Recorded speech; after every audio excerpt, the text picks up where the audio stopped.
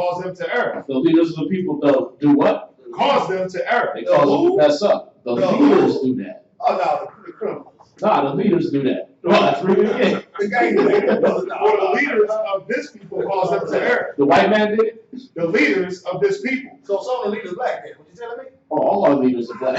He said the leaders of this people. My goodness. See that? And we talk about the so-called righteous side, like the preachers, and we talk about the wicked side of our leaders, the Lil Waynes and the Babies and all these rap industry moguls and all that stuff. Yeah, the TV shows what they let get on the air. Yes. The ones that are actually supposed to empower black people is what? Empire. Come on.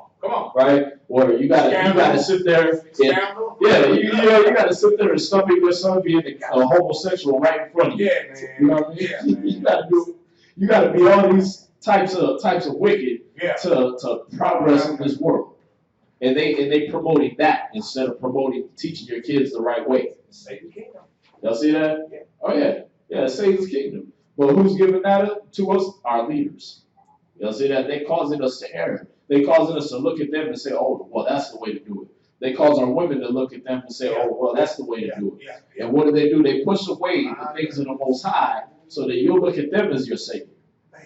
See that? Like I said, that's why Martin Luther King Jr. He got a street in every city in this nation, man. Yeah. And you get more drugs and more stuff happening in that street. Yeah. You say anything against him, man, they practically want to stone you. But they'll hang up white Jesus and lie on him all day. You be like, yeah, Jesus was black. No, not Jesus, right? But then you talk against Martin Luther King, they want to stone you. Oh, man. But hold up that lie. And and they couldn't stand Martin Luther King and Malcolm X when they were living. They iconized them Malcolm. They murdered them. Yeah. They killed Malcolm X before his family. Right. And stuff that man said 45, 50 years ago, you're looking at it right now. Yep. And they'll sell some t-shirts and some wares. He ain't getting none of that money. His family ain't getting none of that money. No. This is the way they pimp and prostitute people. Right. And they do it, this has been going on and on and on. Yeah. And nobody else is making, now another national go here is making songs calling their people out their name for black people. Now I can tell you something. Ain't no Hispanic making no music calling their women out their name, and no Asian doing it, no Caucasian, no Hispanic doing it. Right. That'll tell you something right there. No, you're right, man. I listened to the reggaeton channel when that was big. You know what I mean? It's like you can listen to that all day, and they never called each other the equivalent of nigger or nothing like that. Yeah, you ain't hear them calling each other wetback and cheddar, none of that stuff. No. But we do that. Why? Because our leaders have caused us to err, man. See that? Who did they let our leaders be? They didn't let our leaders be anybody strong and they get rid of them. Right. But the ones they push as a strong influence is what? Gangster rappers. See that? That's your strength. Okay, if you don't want to follow a homosexual like Al Sharpton, right? Then you're gonna follow Lil Wayne. You're gonna follow Ice Cube. You're gonna follow NWA. That's gonna be a strong male role model. So what they gonna tell you? Kill your brother. See that? Yeah. Kill your brother for any reason. He owe you money, kill him. Yeah. Like that's how you get paid back, by killing your brother. Right? You owe me money, I will shoot you. That gets me my money back? No, I just wasted money on a bullet now. See that? But they taught us things that don't make sense, man. Yes. Go to Jeremiah 16:19, man. Because this is what our people are starting to wake up and see. Not only the nations are waking up, are seeing this, but our people are seeing this. Read that. Jeremiah 16 what? 16 verse 19. Jeremiah chapter 16 verse 19.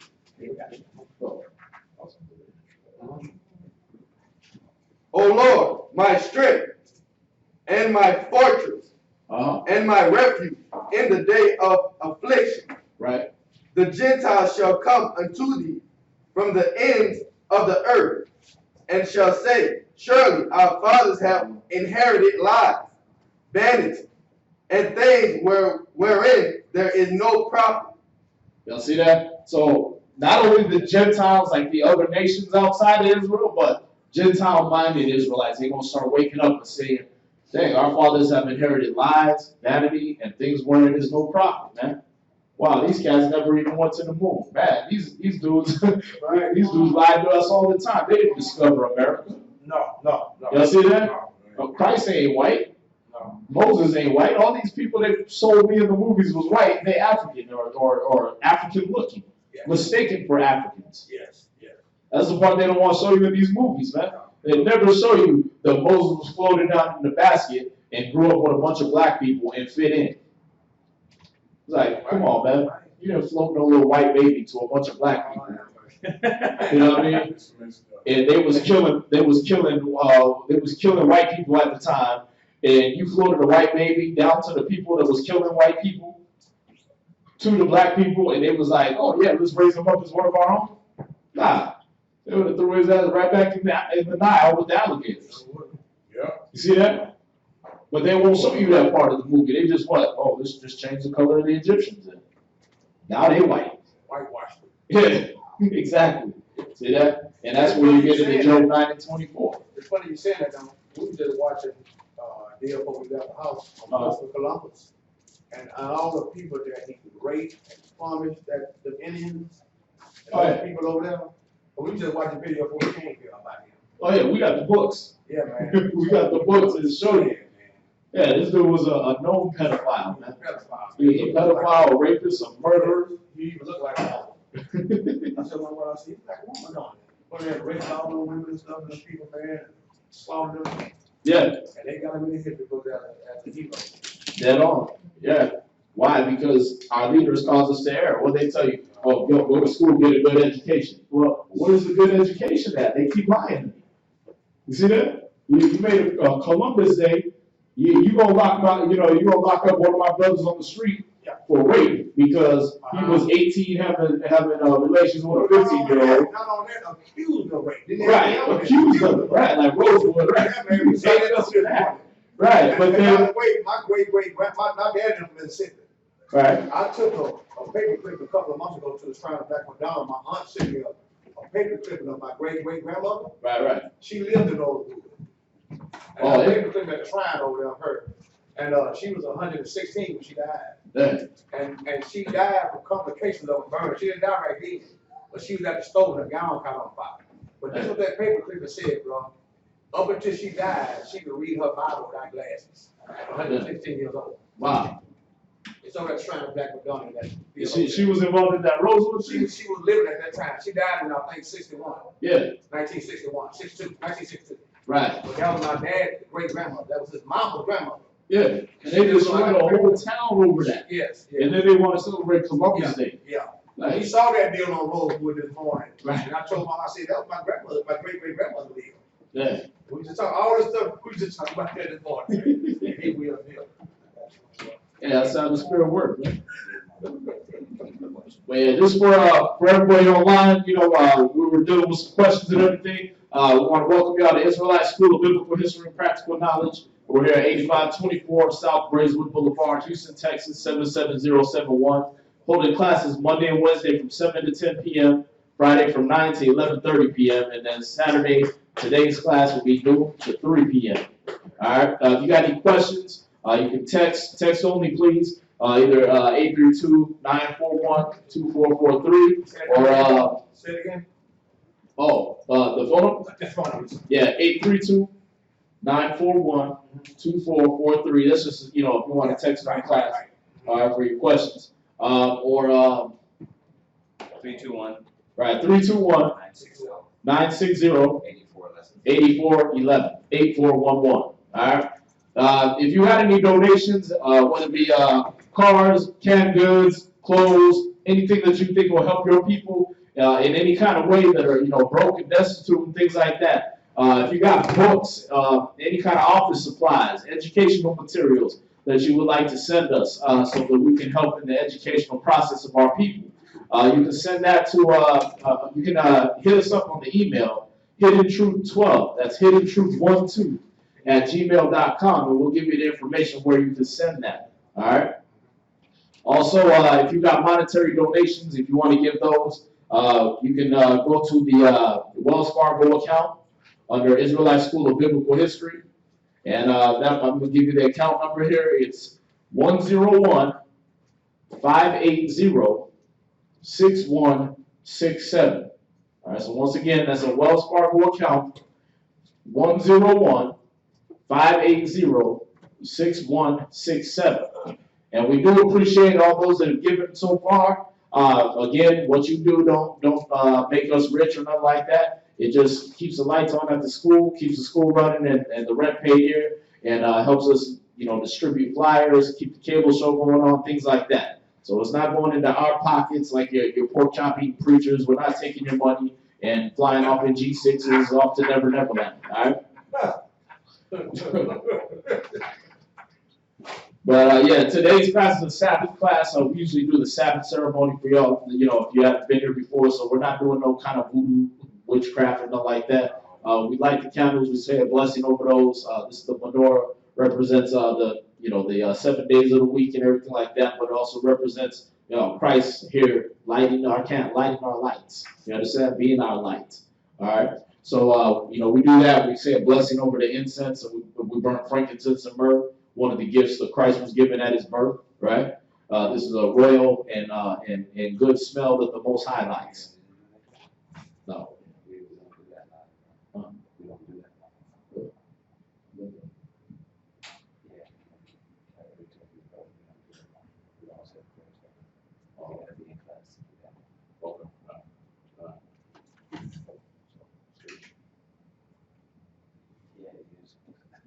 Go ahead. Yeah, that's fine. Let's just go into the reading. All right, so we basically, what's that? I heard you mentioned like 7 days of the week. So what are the true days that's again ends the week and the one that begins the week? Which you mean, like when does the week truly start and end? No, what is the actual day that the week ends on, and what is the actual day that the week begins on? Oh, right. Well, today will be the 7th day. All right, and that started Friday night sundown to Saturday night sundown. That's the Sabbath day, the 7th day.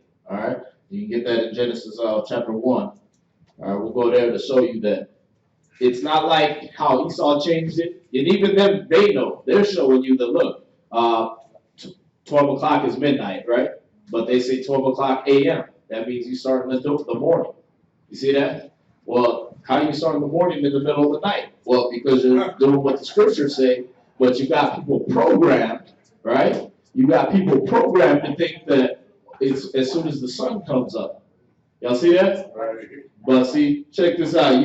When you read Genesis, right? We're going to go there real quick. We're going to start at chapter 1. And let's see. Starting verse, let's start at verse 1. Genesis chapter 1, verse 1. In the beginning, God created the heaven and the earth. Go ahead. And the earth was without form and void, and darkness was upon the face of the deep. Go ahead. And the Spirit of God moved upon the face of the water. Go ahead. And God said, "Let there be light." He said what? Let there be light. Okay, so the Most High created light, right? Didn't say he created the sun and all that stuff. He said, let there be light. Go ahead. And there was light. Go ahead. And God saw the light, that it was good. Right. And God divided the light from the darkness. And God called the light day, and the darkness he called night. See that? So he called the light day and the darkness night. Read. And the evening and the morning were the first day. Wait a minute. When the light started and then when it ended, that was the first day. When the evening and the morning were the first day. When the sun went up and when the sun went down, that was the first day. And the evening and the morning were the first day. See that? The evening and the morning were the first day. Come on. See that? So your day actually starts when the sun goes down. See that? And it ends on the next sundown. You understand? So the scripture's been telling us that, but what did we just read? Of this they're willingly ignorant. Y'all see that? So by calendar, like today is called Saturday, but it's actually Friday? No, actually, it's just the 7th day. We didn't name our days after planets and gods that we worship. You understand? Come on now. Whenever you going into the days of the week that they did, all right, go to Daniel's 7:25. But whenever you go into those days of the week, They changed them, so now you're worshiping the sun on Sunday because that's their God. You understand? Then Monday you're worshiping the moon day, because that's their God. They worship the sun and the moon. Then on Tuesday you're worshiping the god Tiu from Norse mythology. You understand? Or actually it goes further back to Nimrod's son Tammuz. All right, so you're on Tuesday. All right, then Wednesday is actually Odin's day. Have you ever wondered why they spell it Wedn, right? Like that? Like, why is it Wednesday, right? It's Odin's day, all right? And that's the Norse god Odin, who was the father of Thor's day, Thor. Come on, man. All right? Then Frigga day comes right after, and that's Thor's mama, Frigga, Friday. You understand? And then you get Saturday because to honor their greatest god. Remember, you got Saturn, right? Saturn and Jupiter, those are two of the bigger planets, right? But they honored the god Saturn, who goes back to Nimrod worship also. All right? That's where you get Saturday. You understand? And then what we just passed over yesterday, right? So they changed the most holy day to their highest God's day, Saturn. All right? Then we just got done with them covering over the true Feast of Lights that we used to celebrate. They covered that over with Saturnalia on December 25th. That was actually. Y'all see that? So they went ahead and they changed all these times. They changed days. They changed all the ordinances, right, that the Most High had set up to honor their gods, and they did it right at the right time too. See that? Because we used to on the 25th of Caslu was when we started celebrating the Feast of Lights and dedicating the temple. You understand? But what did they change it to? Caslu was our 9th month, which would coincide with their December. You understand? They changed the 25th of December to Christmas. See that? And before it became Christmas, it was Saturnalia. And it would be 7 days of these Romans and Greeks having sex with each other, men having sex with men and boys and everything like that, and feasting and basically making snuff films, right? Basically having a play where the woman would had sex with on the stage and be slaughtered right there in front of everybody. And her blood be on all the food and everything like that. And you was the first one to get the piece. See that? You was trying to be the first one to get a piece of that with the blood on it. Y'all see that? So that's where all these different types of worship, they got engrafted into Roman Catholicism. You understand? Who were basically just trying to perpetuate those same Roman customs they were doing and mask it behind Christianity, so they could be a great political power. You understand? But read that. Daniel chapter 7, verse 25. And he shall speak great words against the Most High. So this evil kingdom that was going to come up, Daniel's prophesying, he said, they will speak great words against the Most High. See that? They don't hold themselves up as if God don't exist. And you know what? Our God is the sun and the moon and the stars. You understand? Read. And shall wear out the saints of the Most High. And they're going to wear out the saints of the Most High. They're going to keep pushing all these things until the saints are no longer believing that they're the saints. You understand? Until the saints are locked into a clock schedule and doing everything on the time that they want done. You understand that? Y'all see it? Come on. Read. And think to change times and laws. And they thought to do what? Change times and laws. Right, so instead of Sunday just being the first day of the week, like it's talked about in the scriptures, now it's Sunday. See that? Instead of Saturday sundown to Sunday sundown being the first day of the week, now when the sun comes up on Sunday morning and you got to get dressed and go to church, right? That's the morning. That's the first day of the week. Y'all see that? So they changed the times and laws in order to do what? In order to wear us out. Now our people don't even believe in taking the Sabbath day off. You got brothers and sisters having to go to work at jobs because the jobs won't close on the 7th day. But they will close on Sunday when people are supposed to actually be working. You see that? The Most High says 6 days shall man work, but on the 7th is a day of rest. Y'all see that? Oh, yeah. But these people changed times and laws, and they did it to wear out the saints of the Most High. Oh, but they claim that got hung on the cross. They claim that was nailed on to the cross. Oh, was it? Well, so everything God said was nailed to the cross with His Son. Self-tied.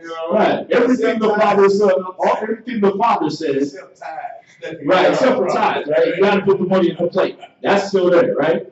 Right? That's the only thing that wasn't changed. Right. What's that? So I'm kind of curious.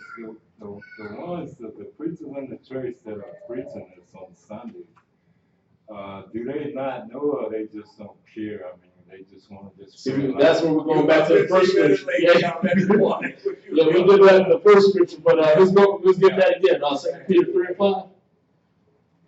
That was the first scripture we was hitting, because he asked about the churches. I never heard that explained that you did. This is all written right here too. It's all the It's Bible. all written right there.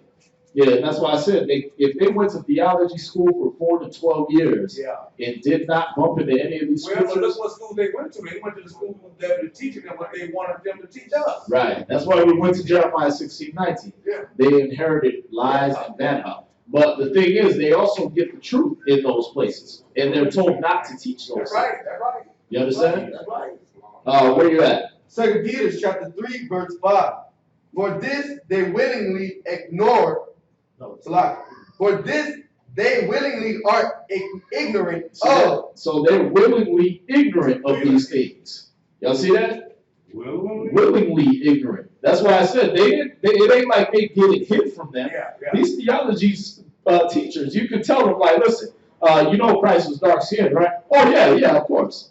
They'll be able to show you the scriptures, but they don't teach it from the pulpit. Hey, we're not supposed to eat pork, shrimp, crab, and lobster, right? Oh yeah, we know. But Christ did away with all that. No, he didn't. You're going to go to Matthew 5:17. I know. They know these things. They already know Christ didn't do away with the law. You understand? But they're willingly ignorant. They go ahead and sign up and say, you know what? We're going to teach a government mandated curriculum. We're going to teach just like school, right? Your school teachers know. I used to go to school, going to the librarian being there talking about why World War I really started. And all these false flag operations America been doing since way back in the Revolutionary War when they dressed up like Indians and threw all the king's tea in the harbor, right? He'd be gibbering and jabbering on for hours, and I sit in there listening to him, right? Because he was right. All these teachers know that, but what do they get told to tell you? Oh, we're the heroes of the whole earth, and America won the Revolutionary War, and all these different things, right? Well, if we won, why do the British own most of America? Why do they get to come over here and set up businesses? See that? If I whoop your butt, you don't get to set up a business on my block. See that? But they got us programmed, right? Oh, George Washington won the Revolutionary War for America. He's a great hero. George Washington lost 6 out of his 9 battles. That's a fail. If I go to school and get 6 out of 9 questions wrong, right? Yeah. You failed, right? So how did he win? Y'all see that? But see, they're willingly ignorant of these things. They know their history. They know the scriptures. They know what Christ said and what the Most High said, right? And they still tell you, no, Sunday's the first day of the week. But what really gets me is, how could they? They really bold, and they know what's going to happen to them in the end, right? Yeah. But they just go right ahead. Yeah, they're a blasphemous people, man. That's why he said they'll speak great words against the Most High. They don't care. No. You understand? They don't care. They do it on TV all the time. Every TV show, they want to say something. They want to take a little jab at Christ or at the Most High. Right. All the way down. You can watch a cartoon with your kids and they'll be taking a jab at it. Yep. You know what I mean? Every show is like, you could randomly flip through a channel and they'll be doing something with blasphemous against the Most High or Christ. And you're supposed to just sit there and watch that? See, that's all they give you. You could be watching a show about Christianity and they'll still be doing blasphemous things on there. Right. You was sitting there watching Passion of Christ and they got him over there, a white man, right? He's already pale. You know what I mean? They already lying to you right there. And then they got him moving around like as if him and Satan were buddies or something. You know what I mean? Like, nah, man, Christ shut him down. You know what I'm saying? He wasn't crying at Satan's feet. Oh, God, come on, help me. He wasn't doing that. He was speaking with boldness and authority to Satan. See that? But they won't lie to you from beginning to end, from Adam and Eve all the way to the end of the time. You see that? When you go on Revelations, the great whore Babylon is everybody but America, right? Come on now. It's ISIS, it's Islam, it's the terrorists, it's the Iraqis, whoever America's at war with, right? Yeah, it's like whoever America's at war with at the time, they're the bad guys, right?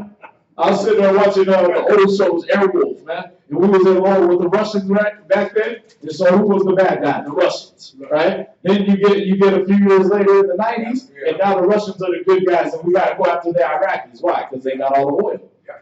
We found out that what in Russia, they don't have no natural resources, so let's go find where the natural resources are at. Oh, the Iraqis are the bad guys. They bombed the towers. See that? Like all of a sudden, everybody on the earth is the bad guy.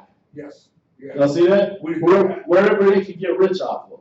See that? You never hear about like, oh yeah, the Aborigines of Australia is the bad guy. They ain't got nothing. Like, I ain't gonna rob a country for some bone plates in my lip.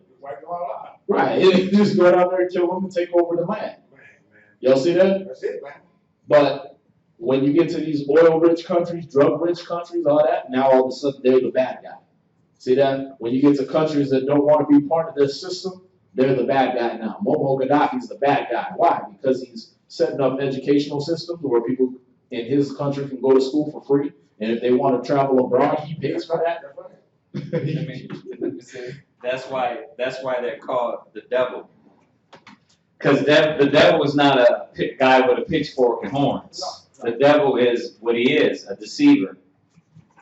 That's all it means. Deceiver and evil. So, you know, who has perpetuated evil, deceiving, deception, lies throughout, you know, hundreds of years?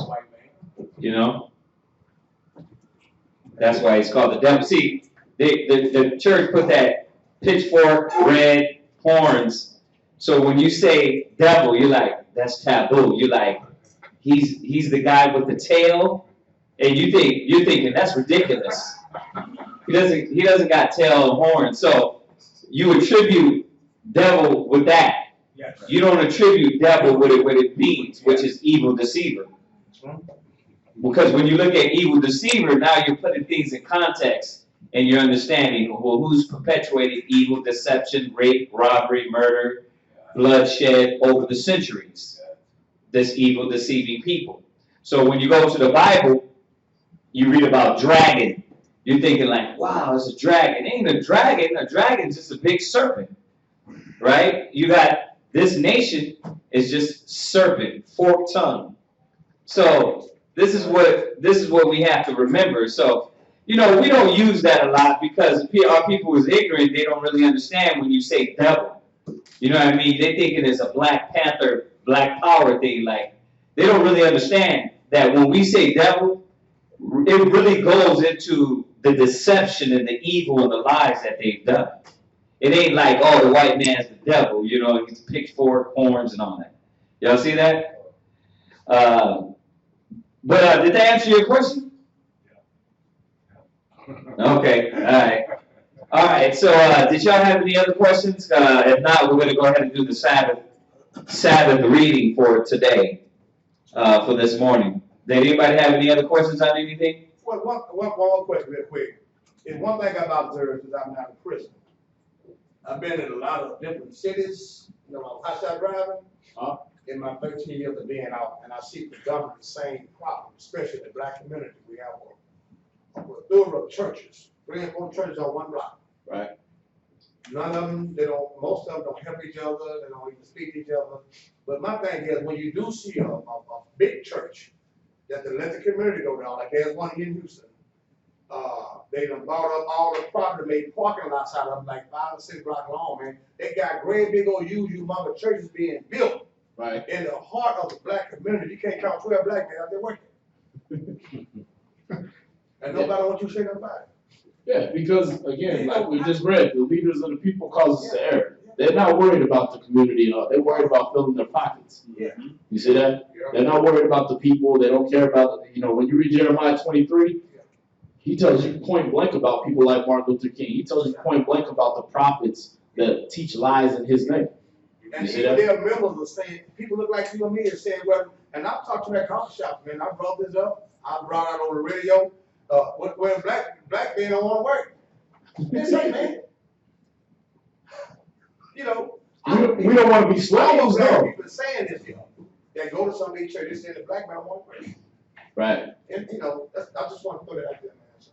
Yeah, I mean, that's how they wear out the saints of the Most High, though. You know what I mean? Again, they teach lies on us. They say, oh, yeah, y'all don't want to work and everything. Well, we built your whole country. Why I work for So, nothing? Why I got somebody work for nothing? But why should I nobody ain't work for nothing? Right. See that? That's the thing. It's not we don't want to work. Y'all don't want to pay. See that? Y'all rather have us in slavery again than pay us. Man. What are you saying? No, go ahead. All right. But, we're going to start the reading. Another question? Oh, no. I mean, do we got any questions online? Nah, not yet. Yeah, if y'all got any questions online, you can hit up the chat right there, or again, the text in. But we're going to start the reading. We're in the book of Esther, chapter 1 and verse 1.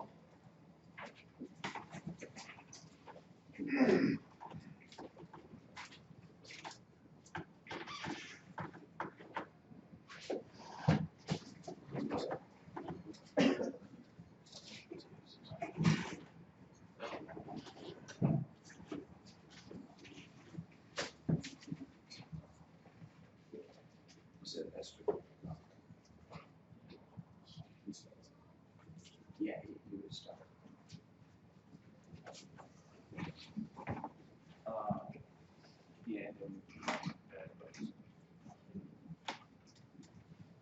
This is Esther chapter 1 and verse 1. Now it came to pass in the day of Ahasuerus. This is Ahasuerus, which reigned from India even unto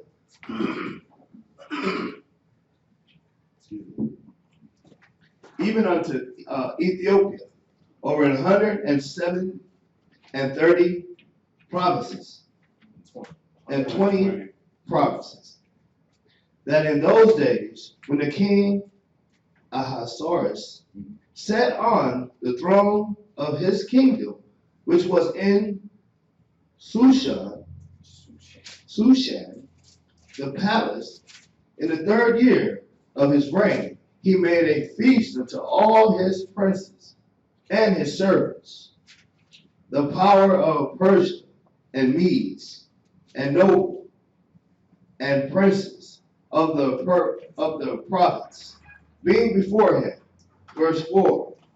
When he had showed the riches of his glorious kingdom and the honor of his excellent majesty many days, even 180 days.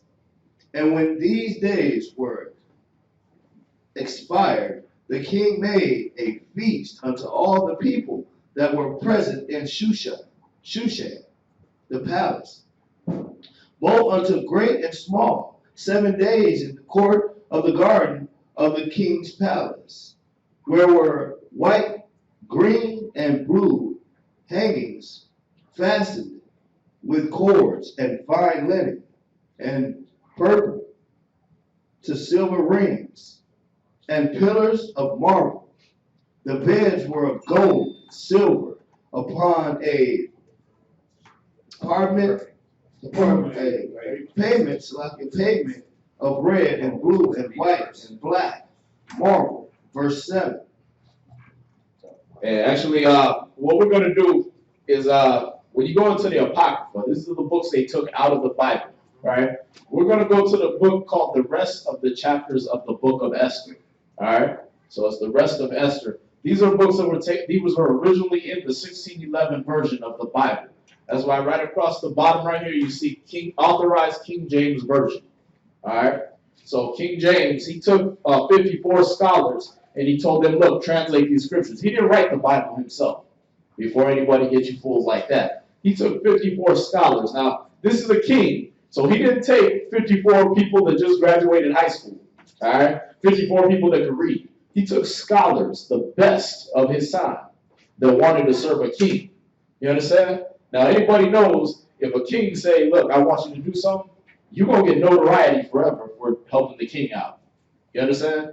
You're gonna be like the king's best friend, right? Well, he hired 54 people to translate the Apocrypha and the Bible.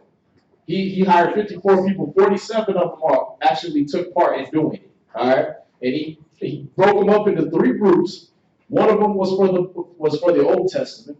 One was translating the New Testament from the Greek and Aramaic. The Old Testament from the Hebrew, and then one group was for the Apocrypha. You understand? And the Apocrypha just means the hidden books. All right, it's books they took out of the scriptures during the Council of Nicaea, saying they were non-canonical, which means basically non-holy, which is not true. All right, but for some reason they left in Revelations that you're not supposed to take away or add to the word of the Most High.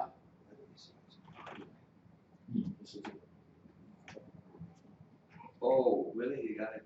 Yeah. So this was supposed to be from the first, Mm-hmm. and then we're going to jump to the, and this is for the 11. Yeah, this is part of the 10 chapters. This is like when you go into this book, it shows you that it shows you where the places were where the scriptures were placed. So we're kind of having to jump around. Like when you go to the book of Esther, right, in your Bible, it stops at Esther chapter 10 verse 4 Does or 10 anybody, verse 3. do y'all even have y'all apocryphers? Anybody has apocryphers Yeah, here? one online, I guess. You need. Yeah, Give them your apocryphers. We Give still them. got mine.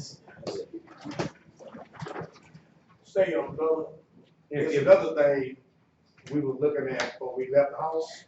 Yeah, Was the books that were taken out. Was it like 28 books, something like that? it's 14. 14? 14 official. Just coincidence, we're looking at all this stuff we talking about this morning.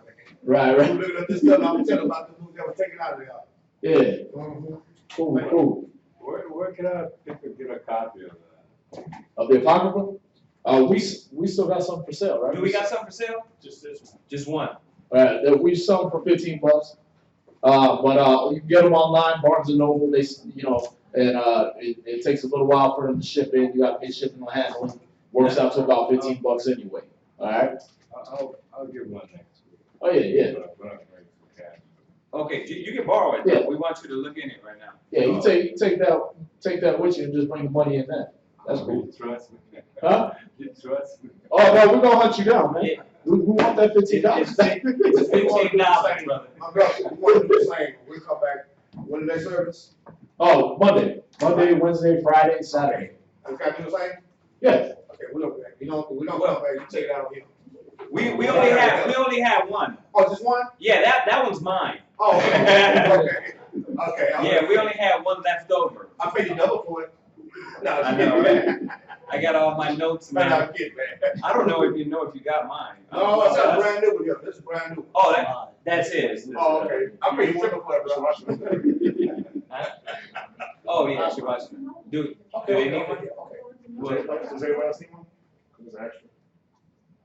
Yeah, we try to order like a bulk of them and then sell them off, and stuff like that. But right now that we're down to the last one. Okay. All right. So what we're gonna do? We're gonna read from the book of Esther, and we're gonna actually start where it says this would be about. No, this is regular Esther. And then, who is it? Psalms, I forget.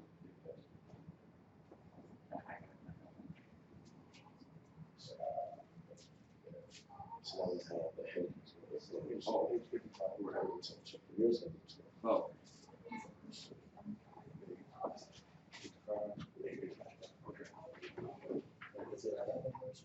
it's right here in the. Right. We're gonna start at what will be the rest of the books of Esther, chapter 11, verse 2. All right. This is actually when you read in those ones you have, those red ones you have. It says it's supposed to be before chapter 1, verse 1 in Esther. All right. So this is like the intro to Esther chapter 1 verse 1. Did they use Shawashmas? Oh, Okay. All right. So read that. Oh, he's supposed. He was reading, right? Yeah, he's supposed to be. Oh, I was reading this. So you want me to start over at verse 1? You're gonna start here. Yes, we need to know. Can I get can I get a note to follow? Yeah. All right. That's fine. Steal all our copies. In the second year.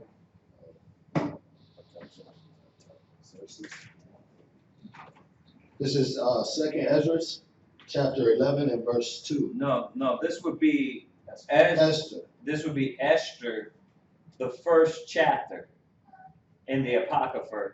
See, with this originally was supposed to be the first chapter. They took this part out. You understand? That's why it says there.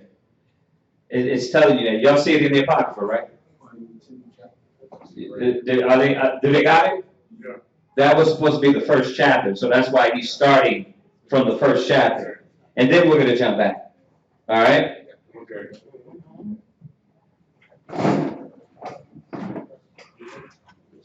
Verse 2. Let me just say this. The Apocrypha, once again, is not the book of Enoch, is not the book of Jasher. We don't deal with that. First of all, Enoch didn't write no book. Okay? All right? So it's not the book of Enoch, it's not the book of Jasher. Okay? So these ain't add-ons like those books. These are books that was literally in the Bible. When it tells you that King James translated it, it said the Apocrypha. It didn't say the book of Jasher, the book of Enoch. You know what I mean? Those they don't even coincide with the scriptures. Okay, just to get that clear, because a lot of people think, well, like, yeah, there's other books too. You know what I mean? A lot of books be taken out, brother. The book of Jasher, book of Enoch, no. Don't deal with those books, yeah. Brother, y'all must have been watching us at the house this morning, because those two books popped up on there. And that's why. What, the book of Jasher and the book of Enoch? Yeah, and that's why, because I was telling them about Enoch, and that's why I said, was it 28?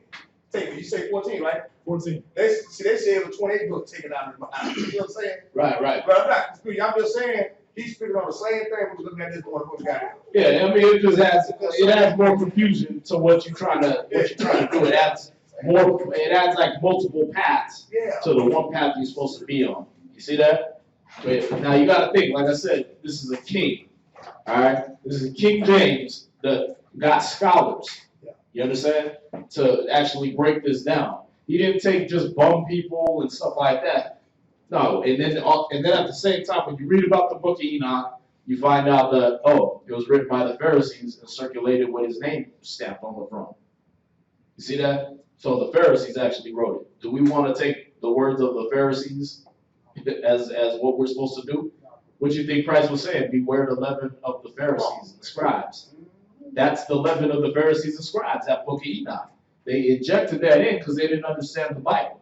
They didn't understand how Cain killed Abel, right? And then went off and married some woman. They couldn't figure out where this woman came from because they thought it was just Adam and Eve there, right? So they went ahead and invented stories, and now you got Lilith and all these different demons and all this stuff like that that's coming out, right? When all you had to do was follow the scriptures.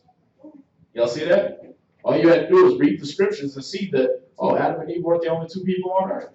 He went to a whole city called Nod and found him a woman. Simple as that. Y'all see that?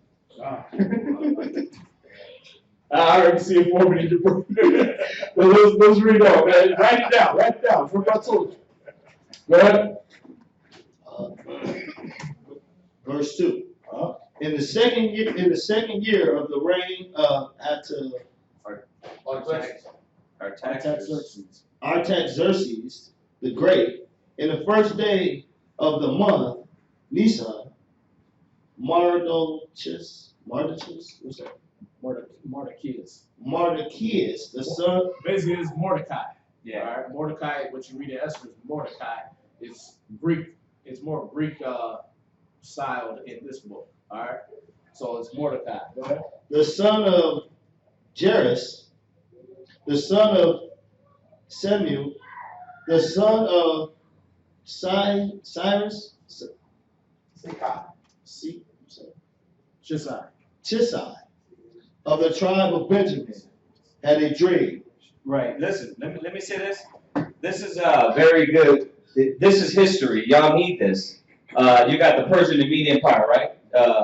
During the time of Esther.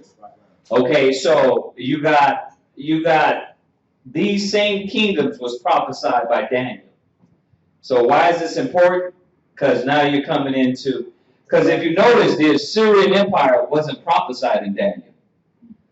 The ones that was prophesied in Daniel was the Babylonians, the Persian and Medes, the Greeks, and then the Romans, right? And then the little horn that came after, which you find out was Antiochus Epiphanes, going down into what we have America today. So this is important, knowing where these kingdoms and societies rule. You know, so even another thing that me studying, Egypt wasn't even in Daniel's vision, and Egypt was a powerful kingdom. They had powerful rule, but for some reason the Most High let that out. He said the most powerful ones are going to be the Babylonians, the Persian and Medes, the Greeks, the Romans. Now this Persian and Mede kingdom was a joint kingdom. It was a joint effort. So that it was literally two nations ruling at this time, right? Two kings. Y'all got that? Y'all ain't writing this down though. Nobody. Y'all have to know this. You know what I mean? And listen, we're not a religion. You're coming to be scholars. This is the basics. These are basics. You know, what I mean? The things of the scriptures. You know, this is not even some really deep. These are basics of the scriptures. But what does it do? It solidifies the Bible as a history book. As history book. A lot of people don't understand. This is our history. It's not talking about them. It's not just showing us that, hey, the Persian and Mede Empire is about them. And going to tell us how great their kingdom is. They're going to tell us about us in captivity and slavery under this kingdom. So that's where it fits in. Now, why is this important? Because as we read all these chapters in these history, then you can go and look and show how history is biblical, is in the Bible, right? And that the Bible is not a comic book. It's not something that Socrates wrote because he made up. Or not Socrates, who was it? Who did they say? Not Socrates, what's the poet, man? Shakespeare. You hear that. Shakespeare wrote the Bible. You hear those lies. You understand? So this is important to show people that, listen, the Bible is a history. You're reading about this, even in the white man, he has the history of the Persians and the Medes, right? Then you look up the individuals that had to do with that kingdom. See, but what you're not going to find out is our history in there. See, that's where they try to take away the Bible and the validity of the Bible. Yes. So a lot of people read these stories, y'all think, oh, it's just a story. No, this is history. And when you start getting into it with a lot of individuals, they're like, oh yeah, the Bible's not real. The Bible's a comic book, or the Bible was made up. The white man wrote the Bible. Right, the white man wrote the Bible, and everybody in the Bible is black, but the white man wrote the Bible. Right? Yeah. See, these are the common, unlearned misconceptions that our people have, and that's why they don't want to deal with the Bible. So how do we win them? We got to know the history. We got to know these things. Y'all get that? Mm-hmm. All right. Let me ask you a question right quick. What do you think about knowing that the Bible is a real book? What do you think about, and just have your opinion, about black pastors that teach a religion in the United States, in the black community especially? Knowing what you know now, what do you think about these black pastors that's handling this word throughout the black community? Well, he just said it. We think what the scriptures think. For the leaders of this people cause them to err. The leaders of this people cause them to err. That's it. So it go back to what Christ said then. He said, who are my brothers and sisters? Everybody black and our brothers and sisters there. No, you got black devils. Yeah. Remember when Christ said in John 8:44, Yeah. ye of your father the devil, and the lust of your father you would do. Yes, sir. Who was he talking to? He was talking to them? He was talking to the black man. Yeah, okay. He was talking about the Pharisees and the Sadducees. Thank you. Those were Israelites. But our community is trying to make everything like our black people is good. Like, No. You know, Listen, a lot of our, listen, this is why it's important. A lot of you young coming up teachers and officers, when you go into the Apocrypha, when we start reading in there, it tells you a lot of our people sold out. Yes. They went to the point when we get into the Greek Empire coming into power, they literally resold the skin of their foreskin back on their penis to show that they wanted to be like the heathens. They knew we were a circumcised people, so they were like, listen, the heathens want this, so we're going to resew the skin of our foreskins back on our penis to prove that we're what? The white man. You understand? So it's nothing to walk around and find out that you got Uncle Tom niggas. When I say niggas, I mean, you ain't got this play that blood great on. Yeah, not for you, but okay. for people online. I mean, Israelites, Negroes, West Indians, Haitians, Panamanians, Puerto Ricans, all these tribes. You got sellouts of all of our people, man. You know what I mean? That got their face up the white man's bumhole, right? Yeah. All right, so that's nothing new. Okay, so but this history is important, yeah. Well, I didn't quite understand what you meant by when you said re-sew the skin. Yeah, they went about. Yeah, they re-uncircumcised. I don't know how to. No, they were circumcised. They uncircumcised. Yeah, but I guess that's re-sewing the skin back. Yeah, they were uncircumcised. Yeah, they were circumcised. And then they uncircumcised. They uncircumcised themselves. It's just what our people are doing now is no different, trying to separate themselves from the Most High in every way. So to know that there's sellouts of Israel, that's nothing new. It's like a Christian saying, I heard this radio announcer, I ain't gonna name his name, he's black. He go to George Foreman Church. He say he pro-choice. The Bible condemns, I'm sorry, sir. No, the Bible say that two men lying with one another is abomination before the Lord, and that's what a believer is supposed to say. But this particular fellow, he said he pro-choice. Well, once again, it says they judge for hire. Yes. The scriptures say they judge for hire, right? And they divine for money. Yes. So it's all about money. It's all about power. You understand? Y'all look around. That's why every Israelite school, they ain't got 1 million people in there. I don't care what camp you go to. They ain't got no 1 million brothers and sisters in there and 500,000 seatings.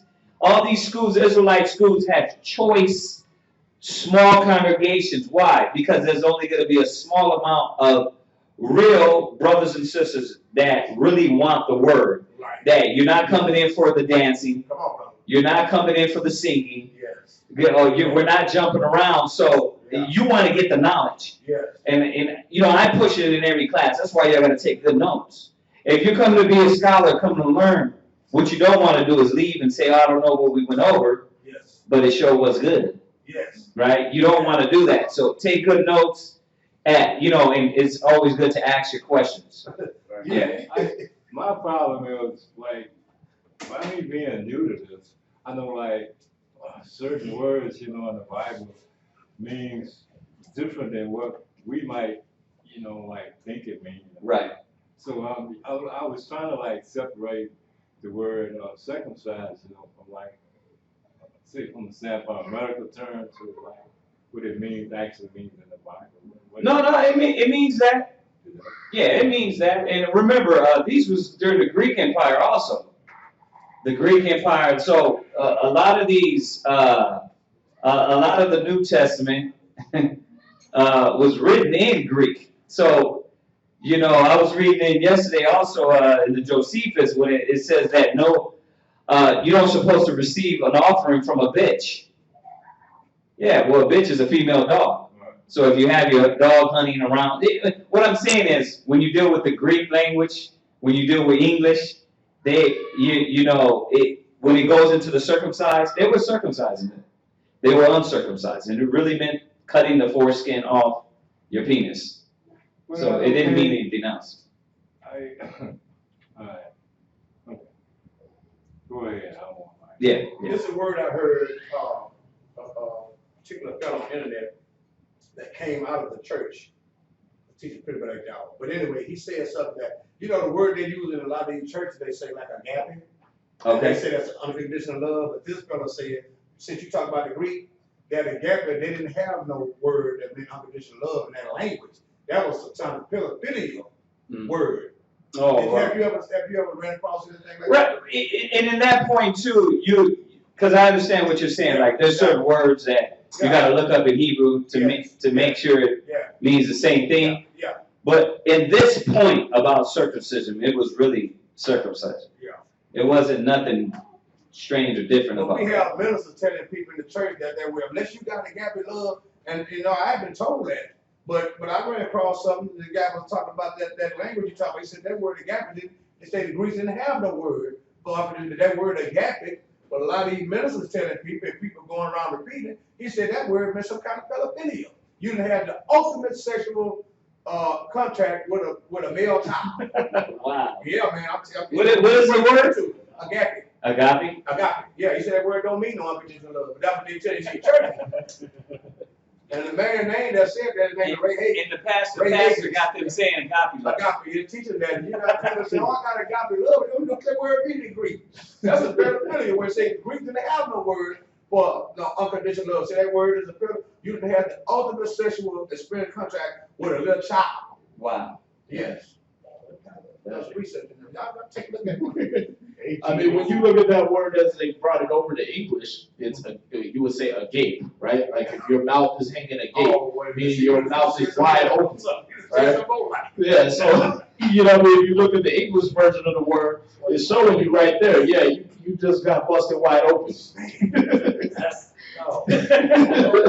I need to come keep reaching people like yourself, but I can't handle the English. Yeah, I mean, we usually go into the Hebrew or something like that and show you how, a lot of English words got a Hebrew or Greek origin, and the Greek words have a Hebrew origin, stuff like that. But yeah, they definitely perverted, like we just read. They changed times and laws. They perverted the scriptures even, a lot of times. Y'all see that? And they did it with Christ. They tried to even inject his name as worship of their God. See that? So, we see that, and that's why we call him by the Hebrew name, Yahweh Shai. Because when you look in the scriptures that Jesus was Jesus, basically them praising their God Zeus. Come on, man. See that? So yeah, there's a lot of things, you gotta study, keep coming to class, and we'll expound those things to you. Like we were talking about last night, we're gonna bring out those mysteries in class through the Bible. You ain't gotta be initiated, you don't have to, get on your knees and wear an apron, you just come in and get taught the scriptures. Appreciate it. See that? Yeah. But yeah, I hadn't heard that about that agape. Yeah, I might have heard of Pastor Ray Havens. Right. He came out of Church of God in Christ after 28 years, went across some of the knowledge, and bam. And he said a lot of these big name pastors, they know that, but their lifestyle ain't gonna allow them to teach the truth. Yeah, they're willingly ignorant. Yeah. See, the scriptures explain it point blank. You know what I mean? Yeah. When you go to Jeremiah 23, it tells you, I have not sent these prophets, but they ran. See that? I didn't What speak verse to them. that in? Jeremiah 23 what? 23, It's really the whole chapter about Okay. false prophets. Yeah. The whole 23rd chapter? Yeah, that's what you want to do, but Okay. yeah. specifically what I was quoting was 23 verse 21. And then, you can, as you read down, you'll see Martin Luther King right in there. Oh, The man. prophets that said, I have dreamed, man. I have dreamed. Come on, man. See that? Man.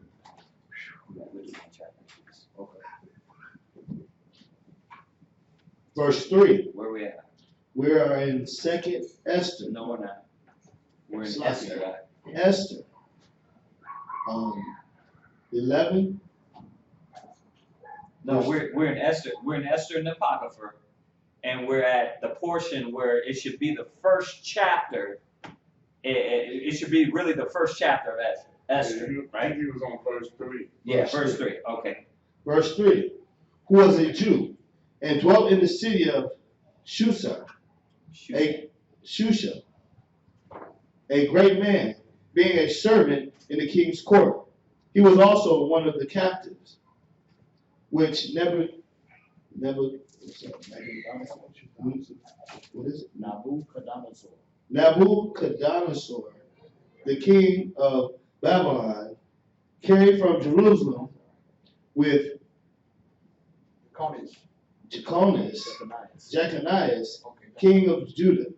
Alright, so when we go through these, you see these names and things like that. Jeconias was the one, he was in Christ's lineage. You understand? So these books actually belong in the Bible. You understand? But Jeconias was one that he was a wicked king, and the Most High said, write this man childless, meaning treat him like as if he's an impotent man. You understand? So a lot of people, they're trying to steer you around and say, oh, Christ couldn't have came from Joseph's line because Jeconias was cursed to be childless. No, Jeconias had children. But he said, write this man childless, which means go ahead and treat him like as if he's impotent. You understand? That's what he was calling him. All right? You know. But when we're reading through these scriptures, the reason we got to know these names is because this man, you got Xerxes, right? The king of the Persians and Medes. Then you watch 300, and Xerxes is this 7-foot tall black man with gold all over the place, right? And then you look at the scriptures, and you look at the movie Esther, and Xerxes is this little white man with some long, streaky hair looking like Jesus. See that? So, you know, you got to replace all those images in your head so you can see, okay, this is what the truth is about. Persians and Medes to this day don't look like pale white people. You understand? Back in the day, some of them was pitch black. You understand? When you go into any of the stones, you know, and the engravings on the walls and things like that, you see these brothers was big, thick-lipped beasts, man. You know what I mean? There was big giant brothers, man, and they like they show them in 300. What's that? You know what? I'm gonna say something to this. I'm just being honest with myself. You know, whenever I pray and I notice this, I've been taught this thing about this white Jesus and him being with the long hair, would go out for so long that when I would close my eyes and pray, I would see that vision of his white face. Yeah. That I'm praying to him. Mm-hmm. I'm just being honest. Yeah. When I would get out on my knees and I would pray, that's the vision I always see. I would see a white man with long hair, with blue eyes, and I'm praying to. Mm-hmm. Because I've been told and taught that all my life. That's the programming. See that? You was watching the programs, right? You was watching the Jesus of Nazareth, right. The Last Temptation of Christ. You was watching all these different, you know what I mean, coming up, and he was always this pure white man, looked like a surfer boy with a beard on. You know what I mean? Looked like a big 60s hippie, right? Right. But when you read the scriptures, now you start replacing those images, right? And you be able to relate better. See that's what they didn't want. They didn't want you to be able to relate to the scriptures. As a matter of fact, I got the book in my bag back here, but the American Slave Code outlawed teaching a slave religion or how to read. Yes. You understand? Yes. Why? Because they knew we'd go in here and we'd piece this together like we did, starting in about the 1800s, late 1800s to 1970 when it got worldwide. Right. Wow. See that? Yeah. What's that? When I was incarcerated, I studied religion, I studied Black history, ancient African history. And one of the things I noticed when I was studying that, they didn't want the slaves to read like you just said. Mm-hmm. But one thing I noticed is that if they caught those slaves reading that Bible, they make an example out of them. Yeah, they get whipped with actually the same whipping that Paul got. Yeah. It was 40 lashes, save one. Yeah. So they made them mandatory 39 lashes. Yeah, but I tell people, brother, if you think racism ain't alive and well, you make a movie like Mel Gibson did, and you put the people in the Bible that the Bible says black. You just put them black, and you'll find out how many white people really love the Lord. Oh yeah, yeah. You'll find out. And even some black people. Some black people get mad at you putting the black in there. Oh, they'll probably boycott the movie, man. But they'll let the white man be the gods of Egypt. Yeah, man. Right. You see that preview? Yeah. But even Jesus, they asked him to say, teach us to pray. It didn't say pray to him. Right. He talking about pray our Father. Right. They didn't tell him to pray to him. Right. But that's that's the essence of why the Most High said not to make any graven images, to bow down and worship them, because you was gonna make an image and that puts a picture in your mind. Yes. And if you didn't make that image the right way, or if man decided they wanted to corrupt it and make it their way, now that image is in your mind. And now when you dream, when you pray, when you die, right? Yeah. When you people have the near-death experiences, and white Jesus came, and he was, you know what I mean? He was blonde and blue-eyed, and it's like, no, he's not. You didn't see Jesus, you saw Satan. They had a gospel song back then. You gotta watch this music. They had a gospel song. It was on the Black Street. This guy, he had this raspy black man. He had this raspy voice. I think it was Timothy Wright. Right. And he was saying, and he said that this little girl say, "Look, mama." They saw this picture of this white Jesus in the church, and the little girl say, "Look, mama, that's him. That's the man I saw." You know, in this picture, saw this white. Wow. They made a song like that, man. Wow. You know. Wow. You gotta watch these songs to listen to. Oh yeah. A lot of those they got, you know, some of them they match with the Bible, but they got a lot of demonic messages in there. We did a class on Worship that. the Lamb that was slain for the earth. Jesus ain't tell nobody to worship him. Right. You know, but they got songs like you gotta watch these songs that's coming out there across there. They sound good. They got that good beat. Right. You gotta watch it. Oh yeah. But I wanted to bring these things out so y'all can see that these were dark-skinned people we were mingled amongst. Right. The Persians, the Persian Empire, like I said, that was one of our captivities we were in. And along with the Medes. And you watch all these movies, man. You watch you know, any movie you see, they make the Persians white people. Yes. You know what I mean? They even had they had Alexander. You watch where they had the Persian and Mede Empire and they're getting beat by the Greeks. Hannibal, he's white now. Right. Hannibal was black. Right. And he was black African, right? You know what I mean? But everybody they try to make white skinned, right? So when you read these scriptures, you got to be seeing that, okay, we sitting here, we got a man that was a Jew dwelling with the Persians and Medes. See that? As a high-ranking person. You see that? This was among people that considered pale skin leprosy. Yes. You understand? Right. So how would he get this high-ranking position? Oh, he was a Jew. He was a dark-skinned man himself. Yes. See that? And known for his wisdom. All right? So this is Mordecai we're reading about, who was Esther's uncle. All right? Go ahead and read on. Verse 5. Behold, a noise of tumult,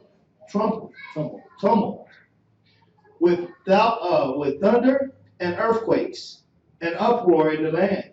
And behold, two great dragons came forth, ready to fight, and their cities was great, and their cries were great. And at their cry, all the nations were prepared to battle, that they might fight against the righteous people. Now, see where he said two great dragons? Right there would have gave you the deciphering of Revelations. That he wasn't talking about two big giant dragons flapping wings and breathing fire. You understand? He was talking about the Persians and the Mede Empire. You understand? Right. That this was Persians and Medes was not 586. 580. That's Babylon, right? 586. 538. 538 BC. Right. You understand? That was the Persians and Mede Empire when they came into power and everything. From 538 BC to when the Greeks came into power, 333 BC. It's a little over 200 years. You understand? So from 538 BC to 333 BC, the Persians and Mede Empire was in power. Now you can Google that. It's right there. And then they're going to tell you the Bible's a made up bunch of stories. But all the facts are right there. See that? But when they was telling you about these two great dragons, right? He was talking about two nations. But now you get to Revelation and you seeing the great red dragon, the serpent was flying across the sky, and you're like, you went into fantasy land now. You got Puff the Magic Dragon flying around breathing fire on things and everything, right? Like, where the hell you get that when the book said that it was two nations? See that? Go ahead. Verse 7.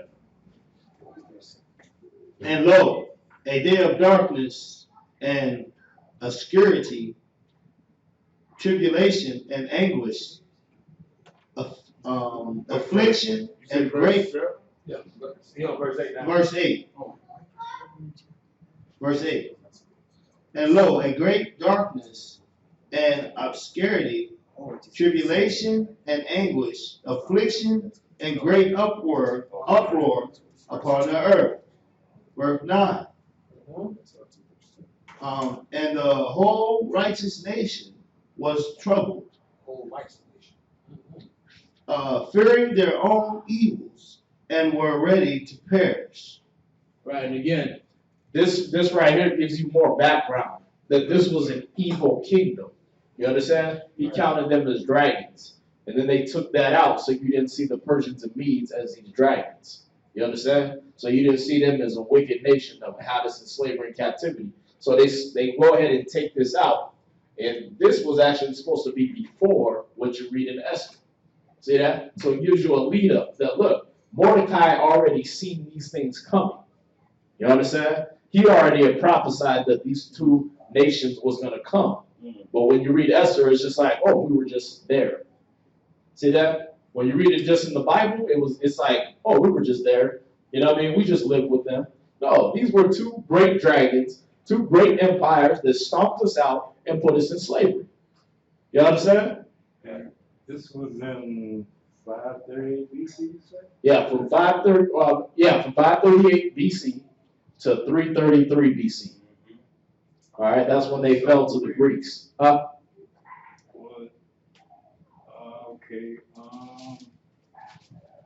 Okay, go ahead. Oh, okay. All right, you ready? Go ahead. Verse 10. Then they cried unto the Most High, and upon their cry, as it were from a little fountain, was made a great flood, even much water. The light and the sun rose up, and the lowly were exalted and devoured and devoured the glorious. Right. So what he's showing you is the lowly got raised up. Right. They went in and they set up all these abominations on our temple. They destroyed our temple, and they took the lowest people and bribed them and said, "We're gonna make y'all priests." See that? They took the lowest bums of our people that wanted to sell out, and they said, "We're gonna make y'all priests and pay y'all money to teach your people to do wickedness." You understand? And it said in the righteous, right? It said the lowly were exalted and devoured the glorious. See that? They took the natural priests, the Levite priests, they took them down. You understand? They said, y'all ain't priests no more. We got these brothers, they gonna be priests. See that? Just like America did. See that? That just the same thing America did. They took the lowest of the people, right? They took them and raised them up to priesthood and all this stuff. Took people that want to be Satan worshipers and made them Catholic priests, right? And said, you go teach the people. See that? And then the actual priests, right? They want to ridicule. Oh, y'all wearing them fringe? What are y'all wearing them costumes for, right? They want to bring them down and then bring up these wicked men. You understand? They were doing the same thing back then in the Persian and Mede Empire. Every captivity we were in, that was their focus. If you as you read, as you go through and study the scriptures, you're going to see the Persians and Medes, the Greeks did it. Right? They came in and made priests of the lowest of the people. Even our wicked kings did it.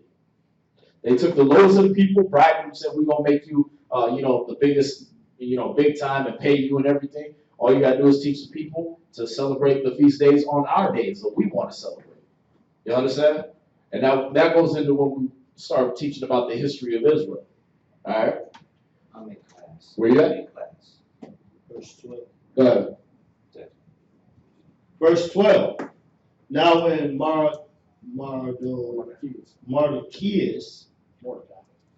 Mordecai had seen this dream and what the Most High had demanded to do. I'm sorry. Okay. Determined to do was awake and bear this dream in mind, and until night, by all means, was desirous to know it. So, we're going to have the next brother read chapter 12. That all this part goes before chapter 1. So even these six verses in chapter 12 go before chapter 1. All right? What's that? This is the person, Mordecai, yeah. Was he a king or something? Or? No. It shows you in that first verse. It tells you Mordecai is the son of Jairus, the son of Semei, the son of Shishai of the tribe of Benjamin, had a dream. It says, who was a Jew and dwelt in the city of Susa, a great man, being a servitor in the king's court. See that? See, a lot of times these kings, just like in this nation right now, right? Who's the 4-star general that commands the armed forces? President. No matter if it's Obama or some other white man in the president's seat, right? Who actually commands the armed forces? Who's that general up under him? Colin Powell, right? So they took a. I don't think he's still there. But he's not there no more. He's not there no more. He's not there no more. No. Right, but they usually take a black man, or they'll take a native, like they did when they founded the country. They took the Declaration of Independence, or actually the Constitution, from the Ishawat Indians. You understand? That was their constitution that they made. They took that and made that their constitution. Mm-hmm. See that? So they don't really invent anything. They just take and copy. Still there. You understand? Right. They steal it, make it theirs. So back then, when you read in Daniel's time, you had Nebuchadnezzar. He had Daniel and the 3 holy children. There you go. He had them as his advisors, the scientists and things like that. Why? Because we're smarter than them. You understand? Because the Spirit flows through us and makes us wiser than them.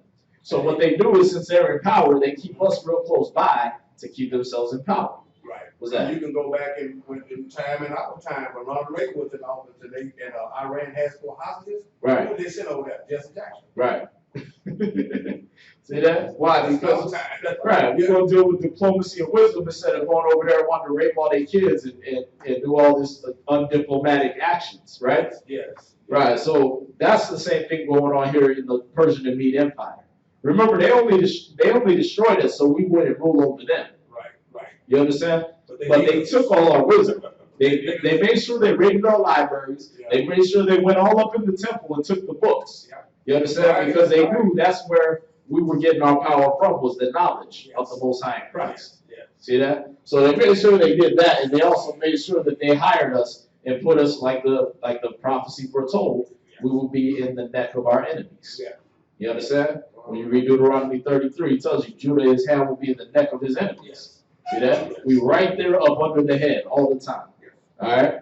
Yeah. So this Mordecai, who was a Jew, right, was right up in the neck of his enemies. All right? And they used our black members, our black shepherds, to keep us blind. There you go. Yeah, they use them as puppets. Yeah. Right? Just like Barack Obama. Yes. He's just a puppet for the 216 white men in the Electoral College. Yes. Yes. So we think we got a black president. No, we still got white people over him pulling the strings. No, that's right. All right? Chapter 12. Read that section right there. And Mordecai took his rest in the court with Galathah and Tarat, the 2 eunuchs of the king, and keepers of the palace. Verse 2. And he heard their device and searched out their purpose, and learned that they were about to lay hands upon Artaxerxes, the king. And so he certified the king of them. Verse 3. Then the king examined the 2 eunuchs, and after that they had confessed it, they were strangled. Verse 4. And the king made a record of those things, and Mordecai,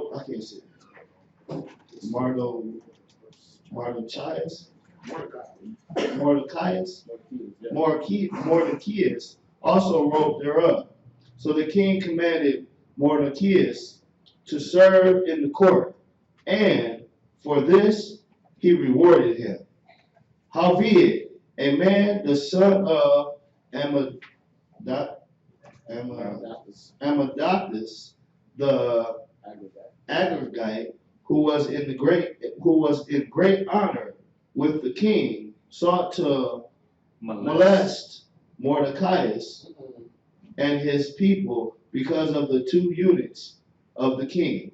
Right. So, well, what you're saying is that Mordecai, he was up under the king, right? He was in this high position.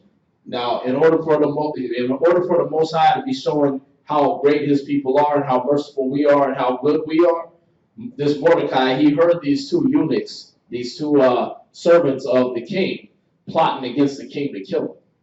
So what he did was he went and told the king, like, look, they're gonna kill you, right? They got you, they're gonna set you up and do this to you, right? Well, when Aman seen that the king loved him for that, you know what I mean? He was like, yeah, you saved my life, right? When he seen that this man was getting having an honor over him, he got jealous. You understand?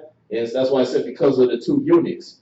So he got jealous about that the king had basically elevated him to this position.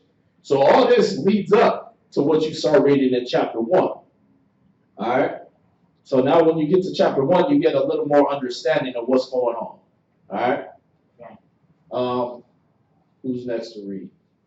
Right. Question? You had a question? I'm sorry, I don't know your name. Yeah. Oh, okay. What's your name? Samuel? All right. Me? Yeah. I'm David. David? Oh, good name. King David. Right? King David. Prophet Samuel. All right. There you go. Shamuel Allah. Shamuel. P-R-O-F-I-T. I'm sorry, brother. You're right. Shamla Allah. Shamuel and then Dawiyad. I don't know my Hebrew name. Y'all give me one. David is Dawiyad. Dawiyad? Dawiyad, yeah. Dawiyad, all right. Dawiyad. That's just what you say in Appreciate it. Hebrew. Dawiyad. We got a couple questions. They said, are the seed of Japheth the Medes and the Persians? No.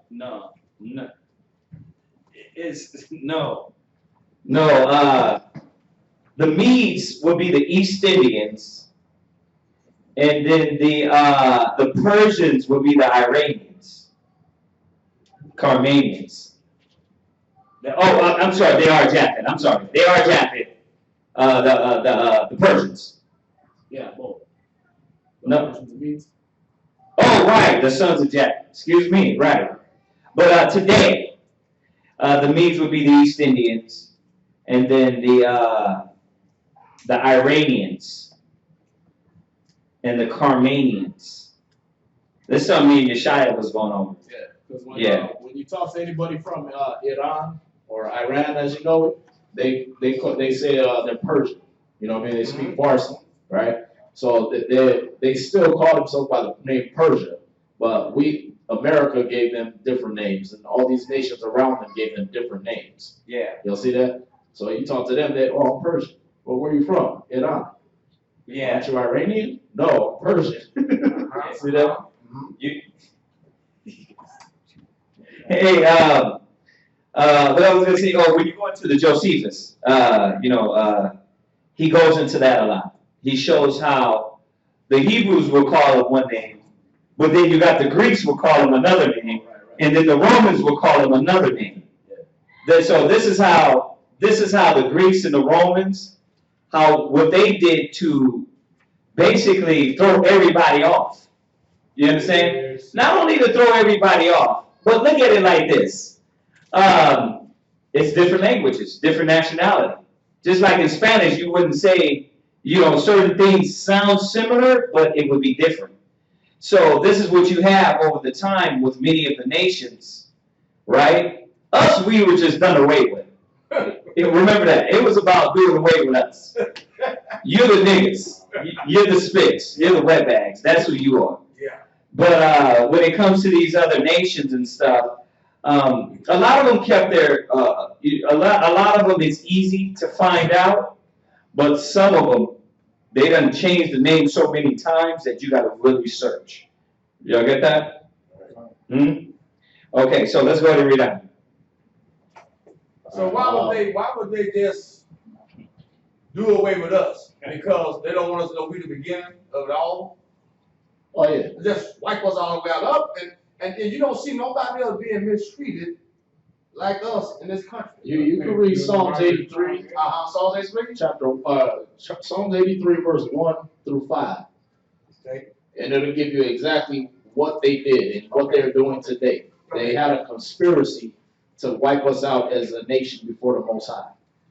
And Alright. and what Psalms 83, one of my favorite is in Judith. It's in the book of Judith. And you go into the book of Judith, and it tells you in here, I thought I had it. See, it might be highlighted in my other apocrypha. But when you go into, it is the book of Judith, right? When it says, when they give their account on if they serve their God, they'll be given the strength and the power. Right. It's in Judith. It's highlighted in my apocrypha. But when you go in the book of Judith, they give an account. These nations give an account, and one of the things they said was that it was important to get us to stop serving our power, because when we are locked into the Most High, we're going to rule everything. So it was their job to get us to serve other gods, to divide us, to conquer us. Yes. But it's in Judith. Who has my apocrypha? Who has my apocrypha, Quadzah? Does he have it? Oh, no, Yeah. that's mine. That's his? You got Kazak's. Who? I got the new one. Oh, I got it. Let me see it. I see how that highlight. Yeah, let me see that. Because I got it highlighted in there real quick. Yeah. And I'm going to give it back. I just want to show y'all where this is. But when you go to Psalms 83, this is the perfect chapter, man, to go with Psalms 83. I got to note that, too. It's in Judith, right here. Judith. What page is Judith in? It's on page 45, and it's the 5th chapter. Okay. And it starts from 3 all the way down to verse 17. All the way down to verse 20. Mm-hmm. So if you really want to read that, because it goes hard, man. It shows you how these nations knew. They knew our history. This is a heathen telling you, when you read in Judith, it's a heathen telling you about our history. And he's telling you in there that when we lock into the Most High, we're set up above all nations. So that goes with that Psalms 80, 83? Yeah. Okay. All right. And that was Judith what? What did I tell you? 5 through 17. Okay. 3 to 20? 3 to 20. Yeah, chapter 5, verse 3 through 20. And the other question was, Moab and Ammon was originally dark-skinned people. What nation mixed with them, giving them their looks today?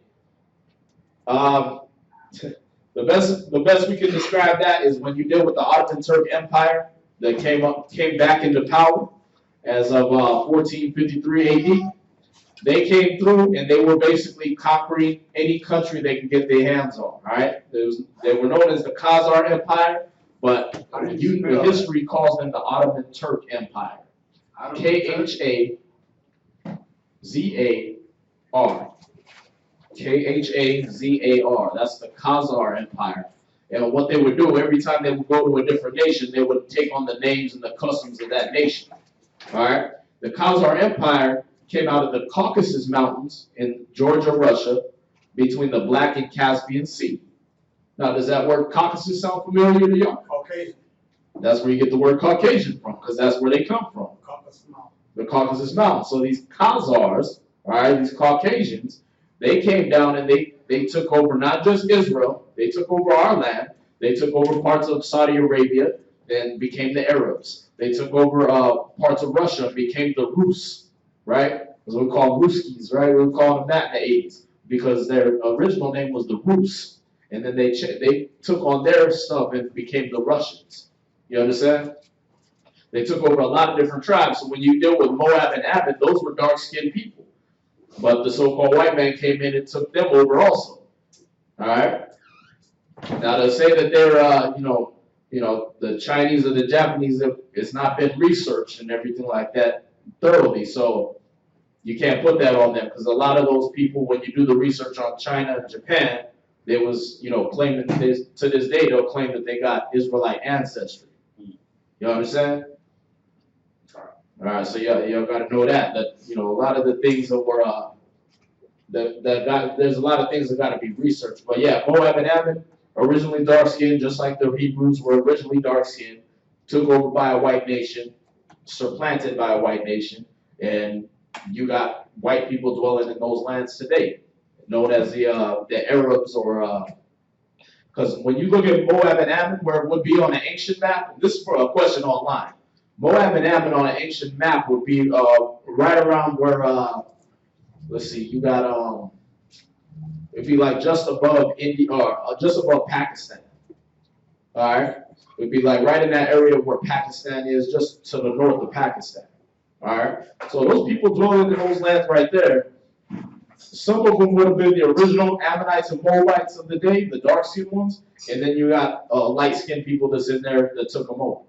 You understand? Or pale people that came in and took them over. So their children, as they raped, robbed, and murdered, as they tend to do, their children would have been some light-skinned people speaking the Ammonite, Moabite language. You understand? All right, so hopefully that answered his question on there for Big Mac 6112. All right. So where we at? In Esther chapter 1. And that's Quetzalcoatl. Back in the Bible. Everybody go back to their Bible.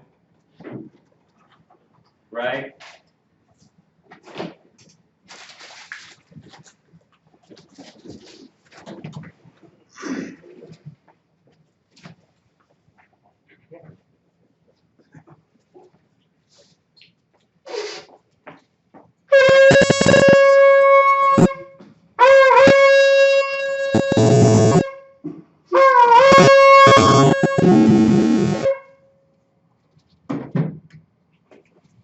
Quatazap Ash, Shabbat Shaw, Bun Benyanyan, Bun All Yashala. right, give me with some power. Let's try it one more time. Quatazap Ash, Shabbat Shaw, Bun Benyanyan, Bun Yashala.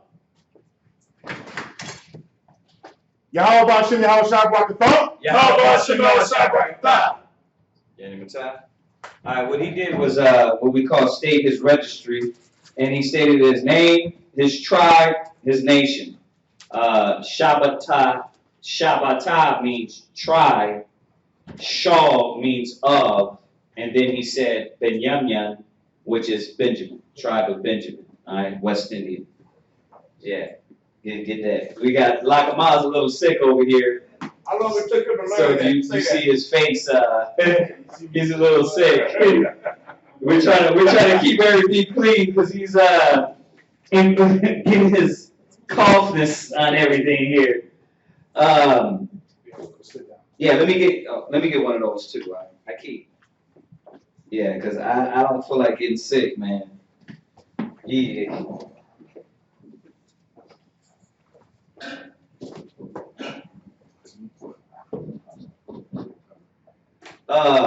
How long did we keep telling brothers and sisters, if you get here consistently, then we'll start the Hebrew again.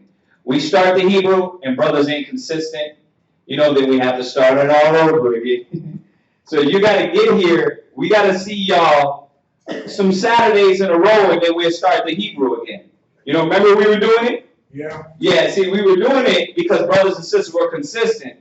But what happens is when you ain't consistent, then we got to go back over the basics again, right? And start back over the Hebrew alphabet. So we need to see y'all, but we teach the Hebrew. We teach the ancient Hebrew, and we teach the modern Hebrew also. Okay. I want y'all to know, brothers, I appreciate this because I've been studying a lot over the years, and y'all filling in the pieces of the missing puzzle for me. So, especially when you talk about keeping the Sabbath, Right. because that ain't even changed. Right. And I just want y'all to know I really appreciate y'all. So appreciate y'all. So I'm gonna do my best to try to be here. Okay. Not just something. I want to know y'all. Y'all have a schedule. Yeah. I want to know y'all through the week. Mondays and Wednesdays from 7 to 10. Okay. Fridays from 9 to 12. Okay. All right, then we got our Sabbath morning. Remember, Friday night is the beginning of the Sabbath. Right. So we call it the beginning of the Sabbath, Friday night. Yeah. A lot of people like to say Saturday, the Sabbath. Saturday is not the Sabbath. Yeah. The when I say that, meaning that the beginning of the Sabbath is Friday sundown. Right. It's not starting Saturday. Right. Friday sundown is the beginning of the Sabbath, and the ending is Saturday sundown. Yeah. Okay? Right. All right, because that's the beginning of the seventh day is Friday sundown. Got that? And I feel like, just like Jesus said, or Christ said, no man live by bread alone. And I'm telling you something, man, that is true because my spirit is being fed.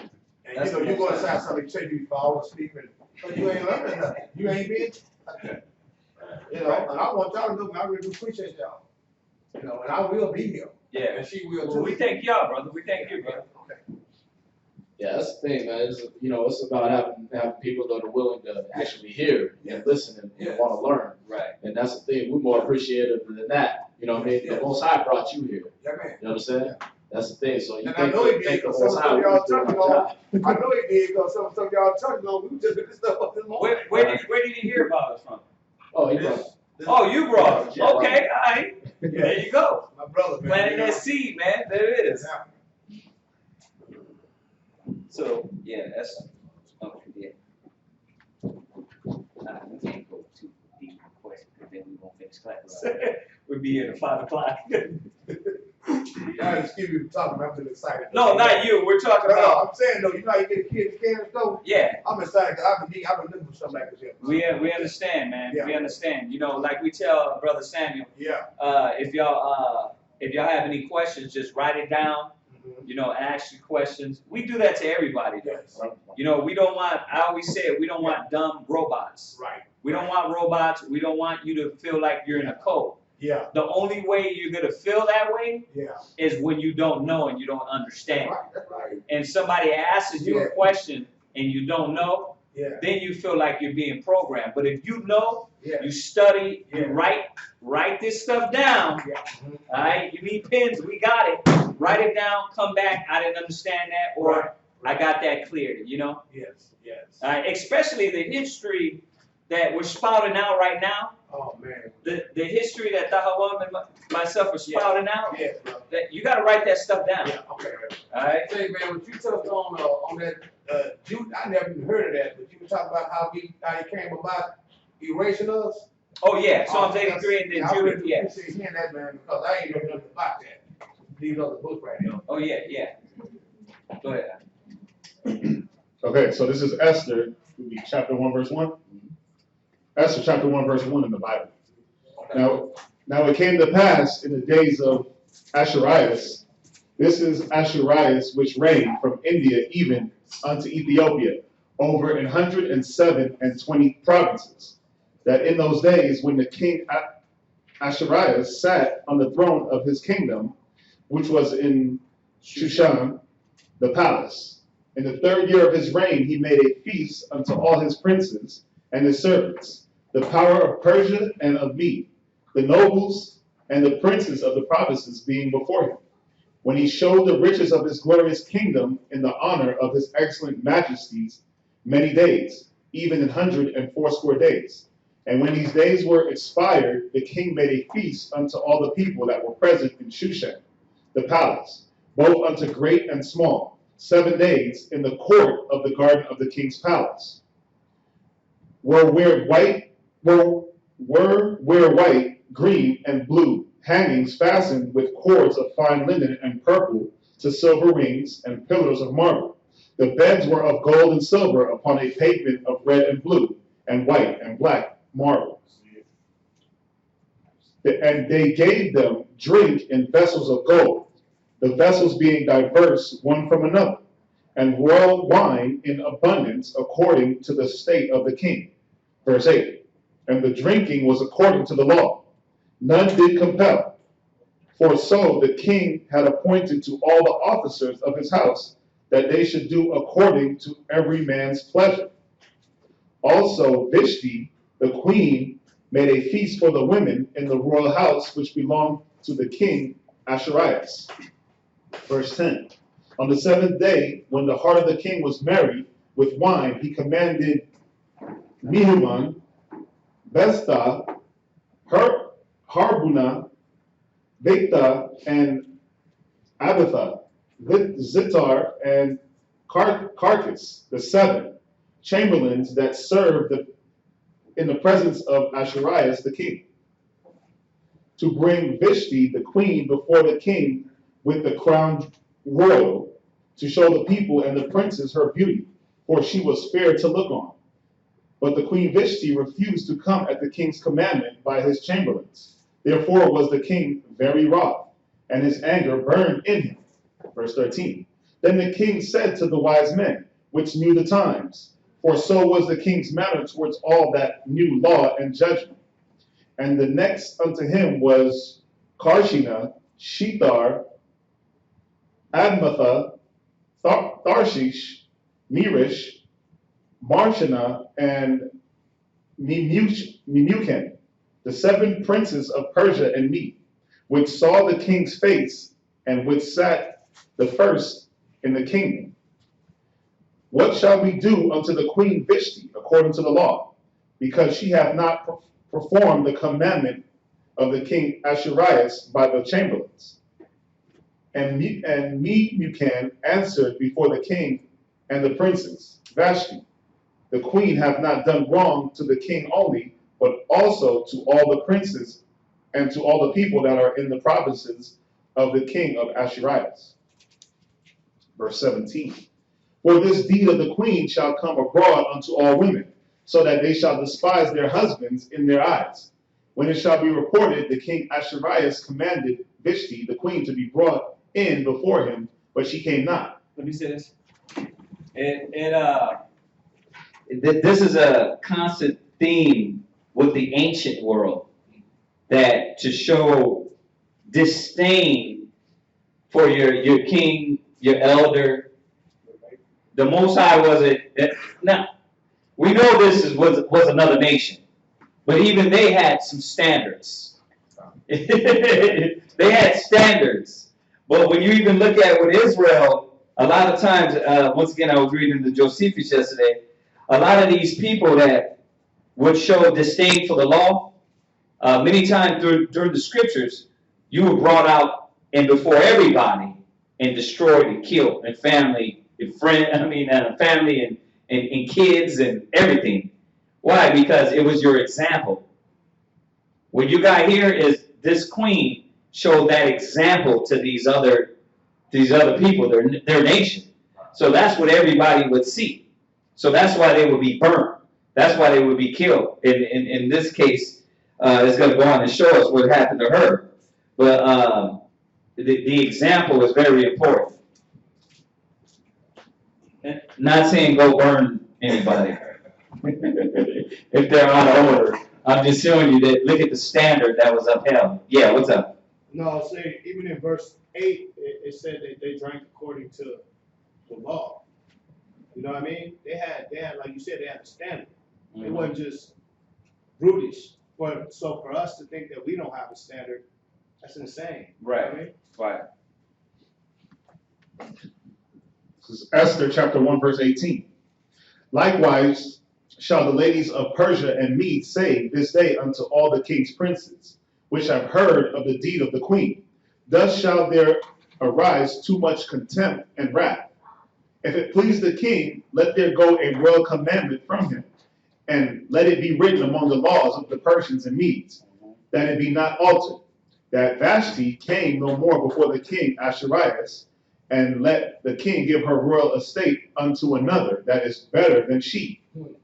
And when the king's decree which he shall make shall be published throughout all his empire, for it is great, all the wives shall give to their husbands honor, both to great and small. Verse 21. And the saying pleased the king and his princes, and the king did according to the word of Memucan. For he sent letters unto all the king's provinces, into every province according to the writings thereof, and to every people after their language, that every man should bear rule in his own house, and that it should be published according to the language of every people. Chapter 2 and verse 1. No, we're going to do one chapter. Yeah.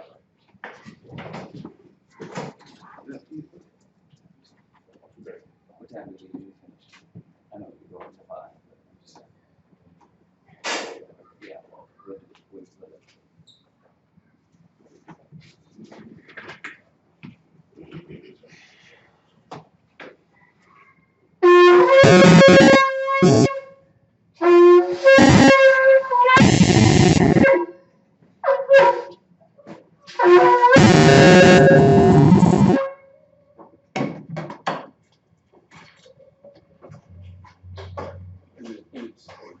to Shaw.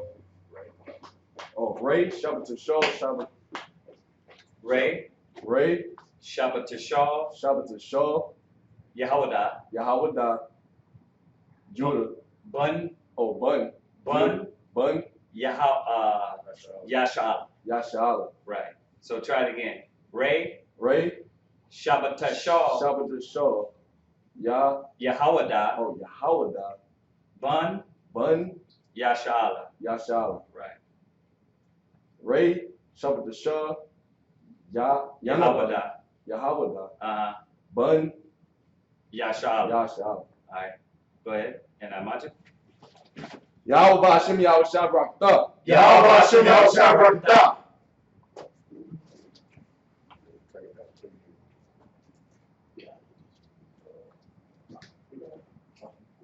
Yeah.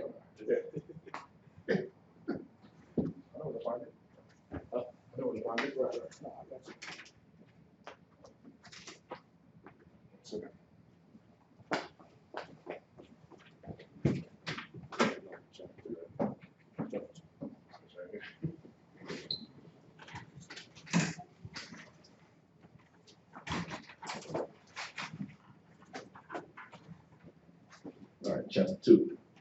After these things, when the wrath of King Ahasuerus was appeased, he remembered Vashti and what she had done, and what was decreed against her. Verse 2. Then said the king's servants that ministered unto him, let there be fair young virgins sought for the king.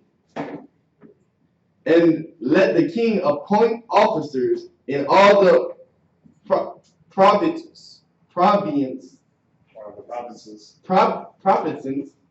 of his kingdom, that they may gather together all the fair young virgins unto Shushan, the palace.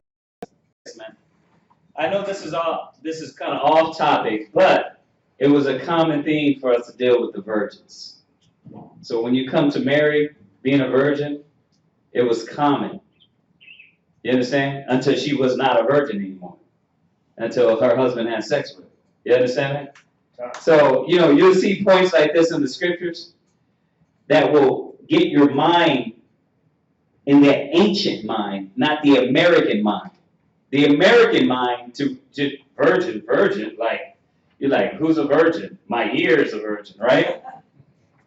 You're not thinking of virgins. You don't even think like that. Because you're not thinking biblical, right? You have to think biblical to understand how we thought back then, okay? And understand when it said Mary was a virgin, it wasn't nothing strange to them. You understand? Right. It wasn't nothing strange because that's all we dealt with was virgins. The daughters of Israel weren't supposed to be pouncing around. That one man she dealt with, that first man she dealt with was her husband. She was a virgin. Y'all get that? Unless he died. That was the only circumstance. That was an honor back then. Rapper. You know what I mean? Back then it was an honor. It wasn't like a shameful thing. You know what I mean? Right. It wasn't like people was looking at you like, oh, you ain't been around the block. Yeah. Like, that wasn't a thing back then. You know what I mean? The little 12-year-old girls was having slumber parties talking about how many guys they popped on the way home. You understand? They wouldn't sit there, oh, you haven't done it yet? They weren't doing that. You understand? Oh, we all haven't done it yet. That's how they roll. They look down on you back then, people thinking like that. Saying Right. it's not law like that. Exactly. And you look at that, you see the little kids now, you see them now, that's the parents' fault. Yeah, that was considered what lewd behavior. You know what I mean? To even talk like that, because you weren't supposed to do that until that was your husband. Right. You know what I mean? And then that was a big thing. That was, this glorious celebration. Even the sexual act was celebrated. You understand? Because that was who you gave that gift to as a woman. See that?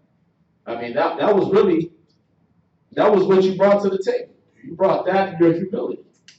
You understand? Yeah. It wasn't like now, we're like, oh, I wear the pants in the family, I got 3 jobs, and you ain't nobody, nigga, this and that. You understand? Yeah. No, your prize was what you had there. See that? Now, what do these ladies got to offer now? You see that? It's like, by the time they get to you, all you can do is take their money. Because the good part, they done gave to everybody on the block. Yeah, man. See that? Yes. And the humility's gone, right? When you go to Isaiah 3, verse 15 down, you find out that humility, or verse 16, you find out that humility left from them. And you even see now as you travel, you even see now the lack of care for one another. Oh, yeah. I mean, you even see the lack of care, man. I mean, people don't have time to even stop. If you try to talk, they don't have time to stop and even listen. Before you listen, they say, no, we don't even know what you're asking. They don't have time for nobody no more, man. Well, you read that Deuteronomy 28, you're going to see that. You're going to see exactly what you said in there. But it was good. Let me say this. See, you know why I like when we bring out the woman part, because I come right back and bring out the man part. That's why it's up to you. Yes. It's up to the men to get off their ass and to start getting this knowledge to teach our people. That's right. See, it's all fun and dandy when we talk about the women Yes. and how they're off, but the men made them off. Yes. Because you was running around popping every damn thing and you didn't take the responsibility. We've all did it. We've all been animals before, right? Yeah. So it's up to us to make the wrongs right. Yeah. You understand? Yeah. My wife would tell you, I say all the time, man, these men that left these women unprotected out here. Right. And not only that, look at some of these churches, brother, that's sitting on 20 and 30 acres of land. Right. They're not even showing their young folks, their young men how to grow no vegetables or nothing. They're not even. Land out here. But see, listen, see, this is what I'm trying to tell y'all. They need to see older men like y'all. Yes. You know what I mean? I'm not saying I'm young. I'm just saying that we got to get up our ass and do something. Yes. You understand? That's why I'm here. Because we can look at it. I look at my kids. I look at all the kids. You go to the mall and the little girls running around, and I be like, yeah, she's at least 22. The brother's like, brother, she's 15. I'm like, nah, that girl's at least about 20, 21. And he's like, brothers, check me, because they be in the mall. They work. We got our business in the mall, and they be like, nah. They be on. They be like, nah, she's 15. She's about 13. Yeah, man. And I'm looking like, are you serious? Yeah, you know. Why? Because it usually the scriptures say, go to thy elder. Yeah. Go to thy elders, and they will tell you. They will teach you. Yeah. But our older brothers and sisters are not doing that. Football. They're not doing that. Yeah, they sit around doing football. They sit around but want to play the old card. I'm old. No, you're not. Well, there's brothers in our camp like Bonabon, San Antonio. Brothers like, what, 50? Like, dude getting old. He's like almost 50 years old. Still doing the work. Still teaching this word. Running around like a young man from state to state. You know what I mean? Same thing with Mashaba. You know, you brothers haven't seen them, but, everybody that's been coming to class, these brothers are like almost 50 years old. And what are we going to be doing at that age? You know what I mean? I'm pushing the big 4-0. We're going to be doing this. So we got to get this knowledge. We're going to respect others out there right now that's sitting around drinking, getting high, talking about old Negro spirituals and want to, do all that. Yeah. They looking at them like, we don't respect these niggas. So we gotta get off our butt. And I say that to bring the balance, because as we talk about, there ain't no women virgins, you know what I mean? Well, we created them. We did that. Right? So we gotta make the wrongs that we did right. All right? So let's go ahead and read it.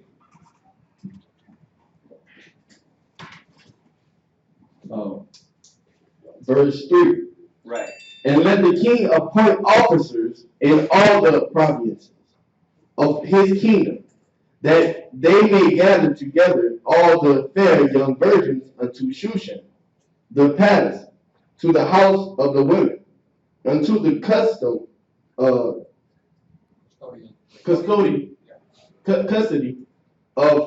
Heged, the king's chamberlain, keeper of the women, and let their things for purification be given them, and let the maiden which pleaseth the king be queen instead of Vashti.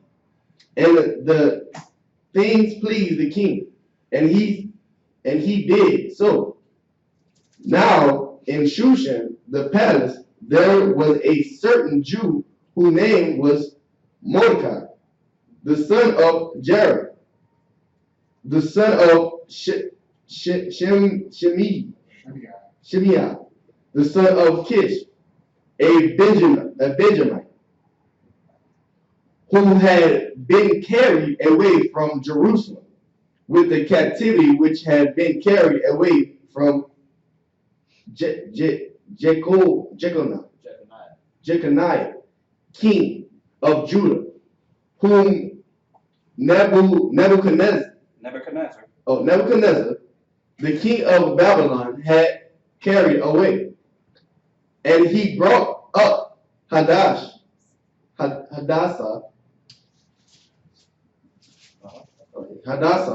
that is Esther. Esther. Right, so once again, you see that we had a name in Hebrew, Hadassah. That was her name in Hebrew, and then get over to the Persian and Mede Empire, they called her Esther. You understand? Why? Because when they seen her, she's beautiful. Their goddess that they used to worship was Ishtar. Yeah, that's right. Astarte. So they named her after their highest goddess. That's how bad our women were back in the day. You understand? That when they seen them, they was like even when you read that book of Judith, you gonna find out that people was about to faint looking at her, man. When they see Dinah, Jacob's daughter, their whole nation want to cut the foreskin off their penis, man. It was like, yeah, we gotta get these women. You understand? Now you imagine you're 30 to 25 years old talking about cutting the foreskin off your penis. It's one thing when you're a baby. You understand? But when you a grown man, you done lived with that for a while. You don't want to just cut that off. Listen, Jacob worked for his wives 14 years. For one woman. Yes. He worked for one woman. I was gonna say, he worked for 14 years. You worked for a woman for 14 years? She must have been bad. 14 years? Of your life gone? You ain't touching her. You ain't doing none of that. That wasn't back in the days. That's not how it worked. So the Israelite women were beautiful. Wow. All right, and then what does it say? Oh, when you look at this guy Mordecai, right? It tells you he was basically the great nephew of Saul. All right. So when you read about Saul in the Bible, you find out this man was the son of one of Saul's brother's grandsons. You understand? Well, that's who Kish was. Kish was Saul's father. Right. All right. So just to get, I like doing this with the names because it ties people together for you. Right. You know what I mean? It connects things for you. All right. But let's see. I'm going to show you why they're taking that stuff out of it too. Oh yeah. They don't want you to know about this. Right. This was still left in there. See, but then all the prophecy, how Mordecai had prophesied that beforehand, they took that out. You see that? Yeah. But let's see. You said you were verse 7, you said? Verse 6. Right. So okay, go ahead. Verse 7. And he brought up Hadash, that is Hashah. Hadashah. Hadashah. I was trying to get it what the meaning was, but it doesn't give a meaning. But yeah, Hadashah is in Hebrew. Hadashah, that is Ezra. Esther. Oh, Esther. Yeah, we're reading Esther. His uncle's daughter, for she had neither father nor mother, and the maid was fair and beautiful, whom Mordecai, when her father and mother were dead, took for his own daughter. So it came to pass, when the king's commandment and his decree was heard. Right. So y'all know that Mordecai was a West Indian. He would be a West Indian today. Okay. I wonder what That's a myrtle, a tree. Oh, it's a myrtle? So like a tree. Yeah. Sort of like a plant or a tree? Myrtle's a tree. Is a tree? Shot. But go ahead. Verse 8. So it came to pass when the king's commandment and his decree was heard, and when many maidens were gathered together unto Shushan, the palace, to the custody of Haggai, that Esther was brought also unto the king's house, to the custody of Haggai, keeper of the women. And the maiden pleased him, and she obtained kindness of him, and he speedily gave her her things for purification, with such things as belonged to her, and 7 maidens which were meet to be given her out of the king's house, and he preferred her and her maids unto the best place of the house of the women. Esther had not shewed her people nor her kindred, for Mordecai had charged her that she should not shew it. And Mordecai walked every day before the court of the women's house to know how Esther did, and what should become of her. Right. Can I say something? Now, he told her not to show her heritage. This is kind of like Moses' story. This is another one proving the dark-skinnedness of the Hebrews. All right? He told her, don't show your nation or your heritage. Don't tell them where you're from. All right? Now, we're dealing with the people that, remember when we read in the very first verse, that these people were over the land from India to Ethiopia. These are notoriously dark-skinned people. Yes. Especially Ethiopia. Ethiop means black in Greek.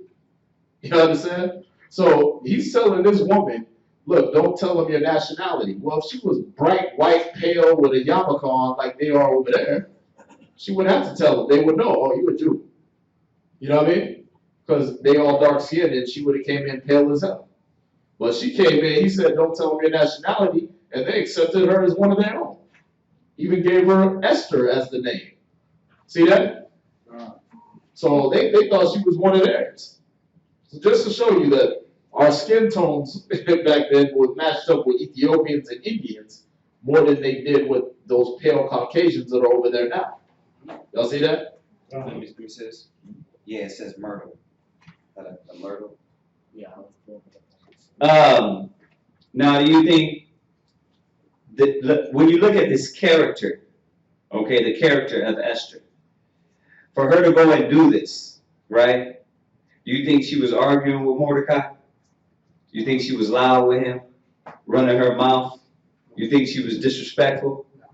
To show, these are the things that y'all have to look at the standard of this righteous woman, right? He sent her in there and told her, basically, don't say nothing, right? It said, and this maiden pleased, and she obtained kindness of him. So she had to move with wisdom. She had to move with wisdom and understanding. And that's where we the Israelite women, as you women get the knowledge back, and you understand that the trick that was played on you was to divide you from your households, to divide your families from your households, because that's what this so-called independent women came about. That's to divide you, to conquer you. Women rights. Now you can go ahead and you have the choice to kill your baby. That's psychological. Oh, I'm independent. I got my own rights, right? That's all psychological to cause division. and to cause discord and hatred amongst your family. But when you look at the standard of this woman, that standard is no more until you come back into these ideals, into this knowledge. See, that kindness, the sobriety, the awareness, the moving with wisdom, to understand that you're going out there in the world and you're going to build for your family, your nation, your people. A lot of black women, a lot of our people don't see that. You know what I mean? That's why you go to Walmart, you go to Target, they're the most bitter, angry, like, they're the ones that don't want to help you. You got, it's like, I'm 5 cents short of, like, they waiting, like, you gonna get that? Like, damn, sis, you ain't gonna let me go on the 5 cents? No, nigga, I need my job. Right? Why? That's the mind state that the white man implanted in your brain with this so-called independent woman. Really psychologically saying, listen, you don't need your man. You don't need the black man. You don't need the black child. You don't need the black family. So I'm going to divide you up with this independent mind state. That's why, when we read this, we look at, you got to think about it. This is a black woman. This is not a white woman. This is a black woman in order, respectful, being able to go in there and win the love of this king. You got to think about what character she had to be in. Y'all get that? All right. Yeah, so her original name, Hadassah, is the feminine of Hadass, which is a myrtle tree. And then when you go to myrtle, it says the word Hadass, which means sweetness. All right? And then the myrtle tree, it says... Hadashah. It's Hadashah in Hebrew. Hadass. Hadass is the thing, and then you put the... right. But Hadashah was her name. But this is a large evergreen shrub with fragrant flowers and spicy, sweet scented leaves. All parts of the plant are somewhat perfumed. It has been used as a symbol of beauty and sweetness. All right, so that's what they're showing is how beautiful this woman is. You understand? She's like a beautiful, sweet person. All right. So y'all see that? It's good to research these words, these names, because these names all meant something. Right. You understand? You'll see why the king was so sprung over her later on in the book. You know what I mean? Because even her name meant that. It means sweet. All right. Well, he came in. It wasn't just her look, but her smell filled up the whole court. Right. You know what I mean? You got them certain women, they got that certain perfume on, or they just got that smell to it. Be like, oh man. You know what I mean? Like everything gets you. But they got the standard. I was talking to a sister the other day. A woman can be beautiful. You know what I mean? That's like, man, nowadays, you got these young sisters, they be gorgeous, smoking blunts. It's like, you're just ratchet, like 40 tattoos. I saw this young sister at 24 Hour Fitness, bro. Good looking sister. She got like 70 tattoos on her body. You know what I mean? Just old ratchet Houston attitude. Yeah, it's like, she run to open up her mouth. It's like, why you talk like that? Why you talking? It destroyed.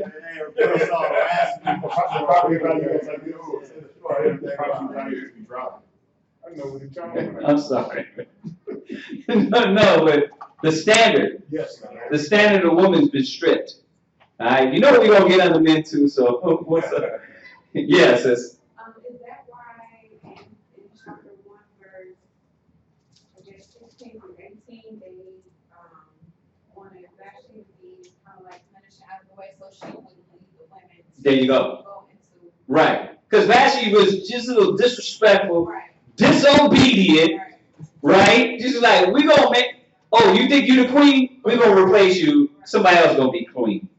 Right? So, I mean, you see that a lot. Yeah, that's better for you, yeah. Because it was just, only the Greeks and the Romans did that. Right. They came in with that to where they can challenge you. When you look at John the Baptist, you know what I mean? The girl that asked for John the Baptist's head, you know, the horde of the filth that the Greeks came in with, Man, I don't want to go into it, but the white man has brought down the world. The The white man has brought down the standard of everything in every way. You know, go look at TV, man. Go look at TV and everything, you know, who watches a series? Who watches like a little, you know, Netflix thing? Right, everybody, it's all white folks. I'm sick and tired of it. Every damn series, you know, I watch The Flash once in a while, I watch Heroes once in a while when I get a chance. It's like everybody is, all the little girls is little white, skinny chicks that you're looking at that this is the standard. And most of your black men is feminine. Oh, and then most of the black women is looking for the white man. And most of the black men is feminine. If you watch Supergirl, you got the black man chasing the white girl. Yeah, yeah. Then you got, if you watch Flash, you got the black girl on the white man. Flash. Yeah.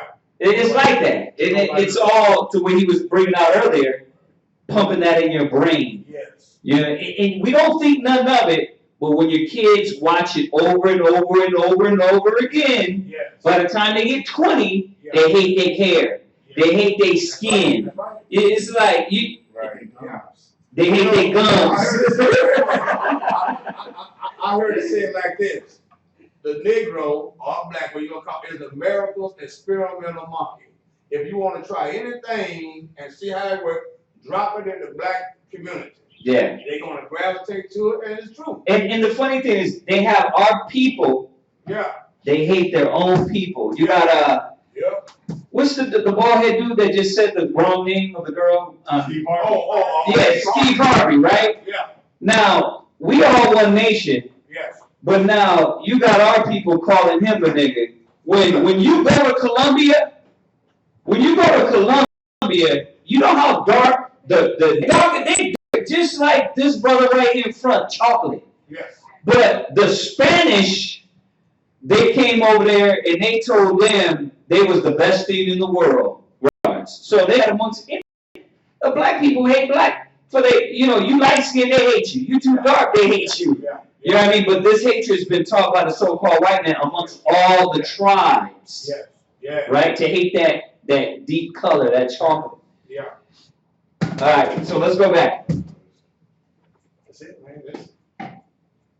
All right, so basically what you just read so far is that Esther is basically passing in a dark-skinned nation. So that's like, you know, here you call a woman passing because she was light-skinned, right? Right. So she can hang out, she can maneuver through the white communities. Well, that was the blackness, and she was able to, and she was passing.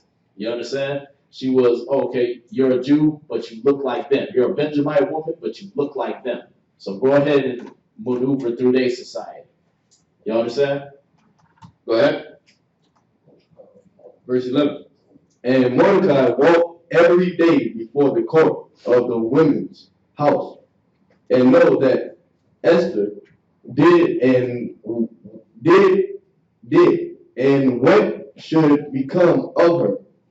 Now, when every maid turn was come to go in to King Ahasuerus, after that she had been 12 months according to the manner of the women, for so were the days of their purification accomplished, to wit, 6 months with oil of myrrh, and 6 months of sweet odors, and with other things for the purifying of the woman. Then thus came every maiden unto the king, whatsoever she desired was given her to go with her out of the house of the women unto the king's house. In the evening she went, and on the morrow she returned into the second house of the women, to the custody of Shaashgaz, the king's chamberlain. Let me say this, and this is on the point, but a little deeper. This is why you have to learn about the oils. You have to learn about the herbs. You know, you have to learn about these things because, you know, they use the herbs. These women were dipped in oils, man. You know what they were smelling like inside and out? They were marinating. They were marinating in those oils, man, for the king. They weren't just gonna bring no ragtag. Gold teeth. Yeah, they weren't gonna be tag and attitude, but you know, they weren't gonna bring that. They weren't gonna bring that to them. You know what I mean? They were gonna bring right women, gift. They were gonna bring gifts to this king. You know, and that's how we took care of ourselves. That's the standard we had. But you see a lot of these nations also adopted. They had a standard about themselves too. And this is another nation, remember that. They had a standard about them. You know, but this is what was common to Israel.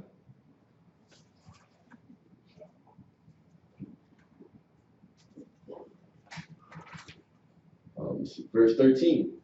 Then thus came every maiden unto the king. Whatsoever she desired was given her to go with her out of the house of the women unto the king's house.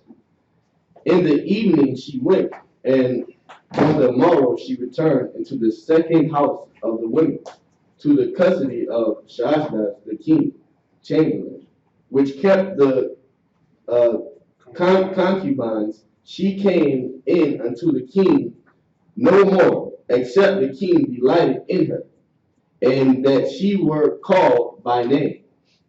Now, when the turn of Esther, the daughter of Abihail, the uncle of Mordecai, who had taken her for his daughter, was come to go in unto the king, she required nothing but what Haggai, the king's chamberlain, the keeper of the women, appointed, and Esther obtained favor in the sight of all them that looked upon her.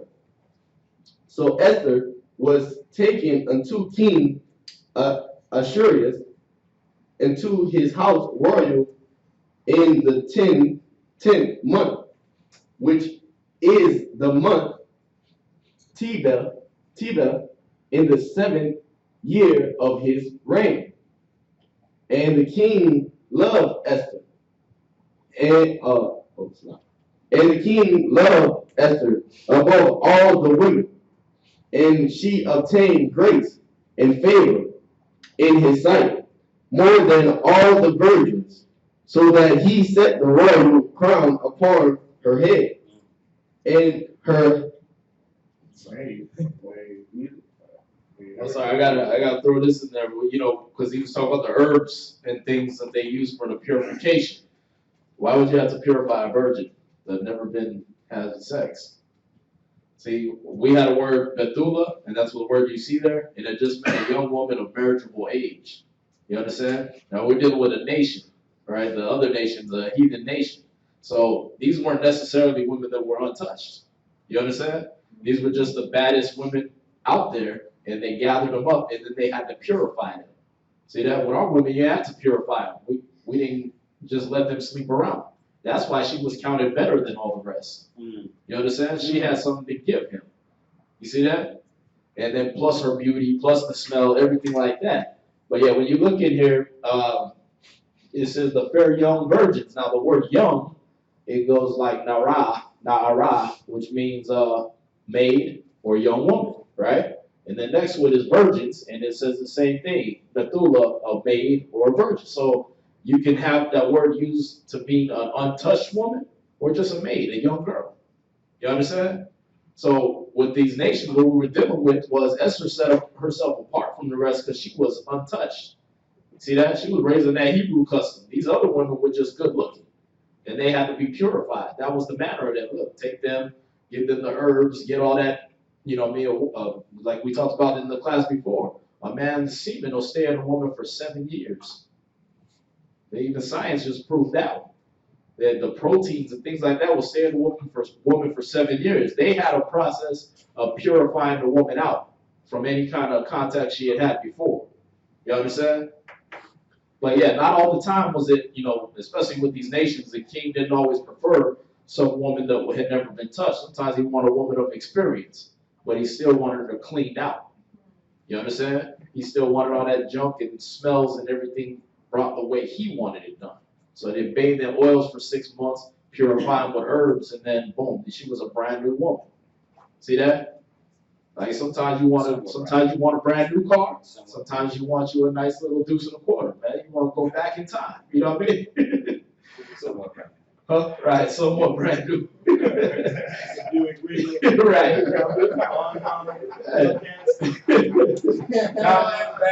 Yeah, you know what I mean? There you go. All right. But yeah, just so you see that, and that's any man anyway. Like sometimes you want the woman's like, you got to teach everything, and that's preferred in our custom. You understand? But, the way we live in this world now, like some brothers want a woman that don't just lay there, you got to teach her everything. You know what I mean? So back then, you had both types, but the word virgin didn't necessarily just mean an untouched woman. You understand?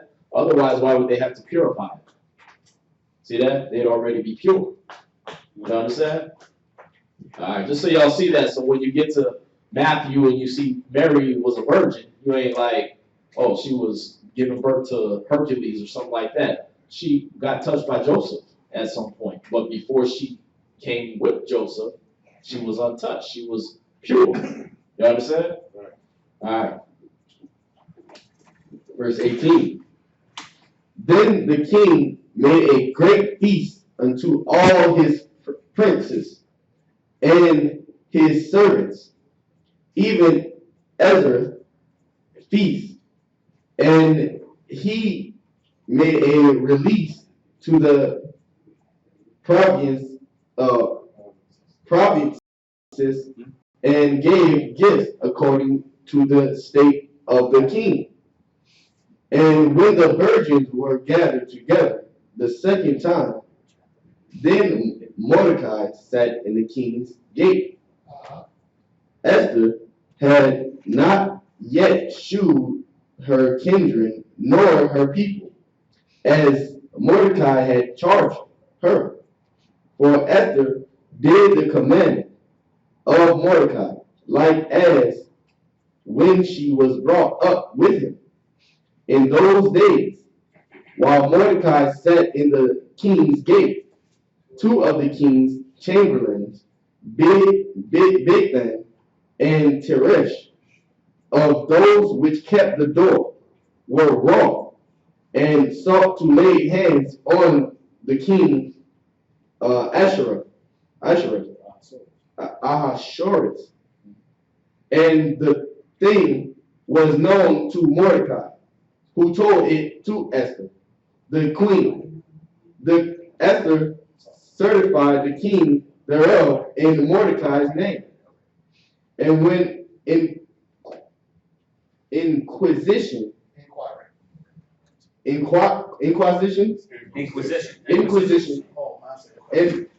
when inquisition was made of the matter, it was found out. Therefore, there were both hanged on a tree, and it was written in the book of the Chronicles before the king.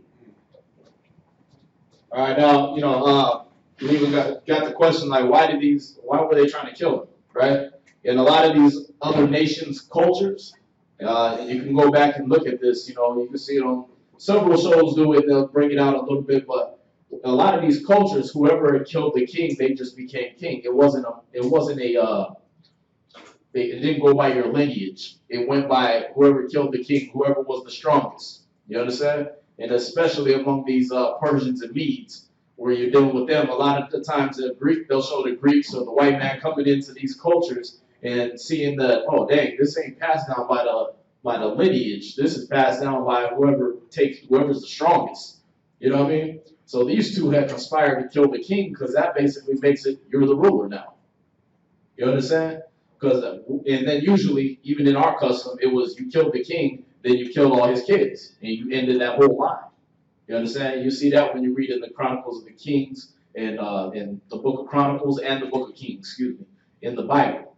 You understand? Is where you see some wicked king will rise up and kill all his brothers, or he'll try to kill all his other family members, so he could be the only lineage. You understand? Right. So when you're looking at this, these two are conspiring to kill the king, so they could be king. You see that? Now we read in the other part that Mordecai knew these things, right? These two dragons were these two men. So I have to retract what I said before, because the Persians and Medes were already in power. These two dragons that the Most High gave him word about was the Most High protecting King Ahasuerus through Mordecai. You understand? So that he could lift up his people in this man's sight. So those two dragons were these two eunuchs that were conspiring against the king. See that? So when you look now, you see Mordecai going off of that vision that he was given by the Most High, telling the king, hey, these men won't kill you. Then the king finds out, has them hung.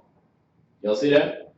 And another part I got to bring out about the virgins thing, when you read in verse 17, it'll tell you, and the king loved Esther above all the women, and she obtained grace and favor in his sight more than all the virgins. Well, when you read up, it shows you that the women would go to his chambers, right? In verse 15, or wait, no, not verse 15, but verse 12, right? After they did the purifying and all that, then thus came every maiden unto the king, whatsoever she desired was given her to go with her out of the house of the women unto the king's house. In the evening she went, and on the morrow she returned. Now you think she just went in there at nighttime to just hang out, play dreidel? Right, she went in there and slept with the king, but when you get down here, she was still known as a virgin. See that? Why? Because a virgin just meant a young woman. You understand? And especially in this culture where, when Alexander the Greek came over to the Persians and Medes, man, you see how far off he went into, man. If you watch that movie or if you read about him, this dude took on all their customs, was doing orgies, was sleeping with his other officers, men, was sleeping with his horse. He learned this stuff from the Persians and Medes. You understand? Like I said, they didn't invent nothing. Even their wickedness, they didn't just invent. The wickedness of them is knowing it's wrong and doing it anyway. You understand? But they copied all that from people they encountered. So when Alexander the Greek came in contact with the Persians and Medes, that's where he learned all that orgies and sleeping with horses and doing all that. See that? So, when you're dealing in this culture, this Persians and Mede culture, you had to purify the women. It was all over the place. You understand? These were nasty heathens we're dealing with right here. So, but they were still called what? Virgins. After it just showed you they spent a night with the king, right? Came back to the house with the eunuch and was still known as virgins. You understand? So that word don't just mean untouched woman. It means a young woman of marriageable age. All right? Like I said, you got Bethula, and then there's another word that they use for virgin. And that one literally just means untouched. Yeah, I'm trying to remember it. Well, let's see. Let me get here real quick. Yeah, that was the end of chapter 2. Oh, okay. But Yeah. Okay. All right, so I'm gonna start chapter 3, and then so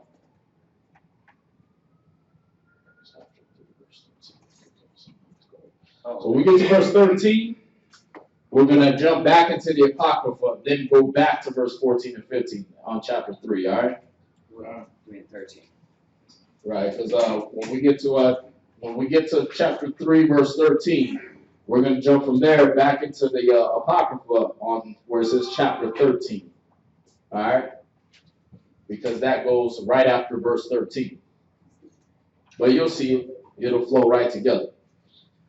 So this is Esther in the Bible, chapter 3 and verse 1. Y'all with? All right.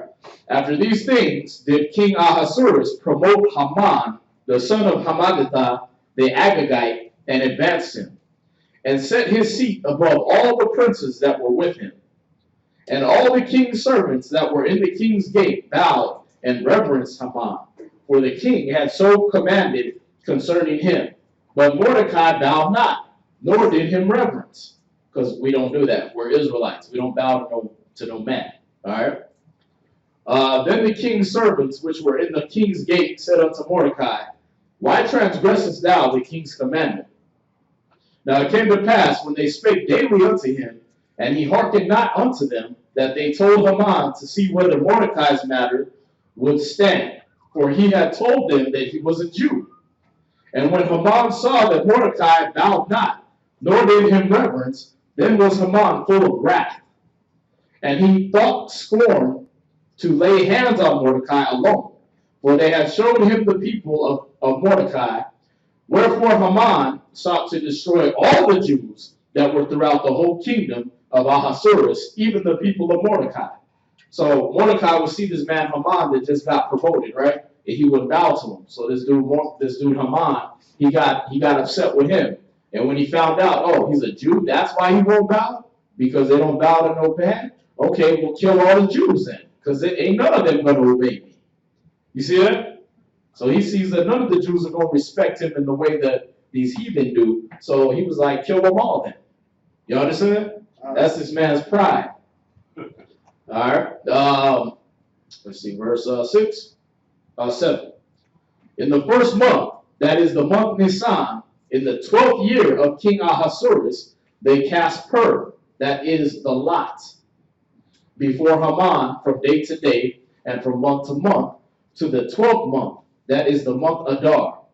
And Haman said unto King Ahasuerus, There is a certain people scattered abroad and dispersed among the people in all the provinces of thy kingdom, and their laws are diverse from all people.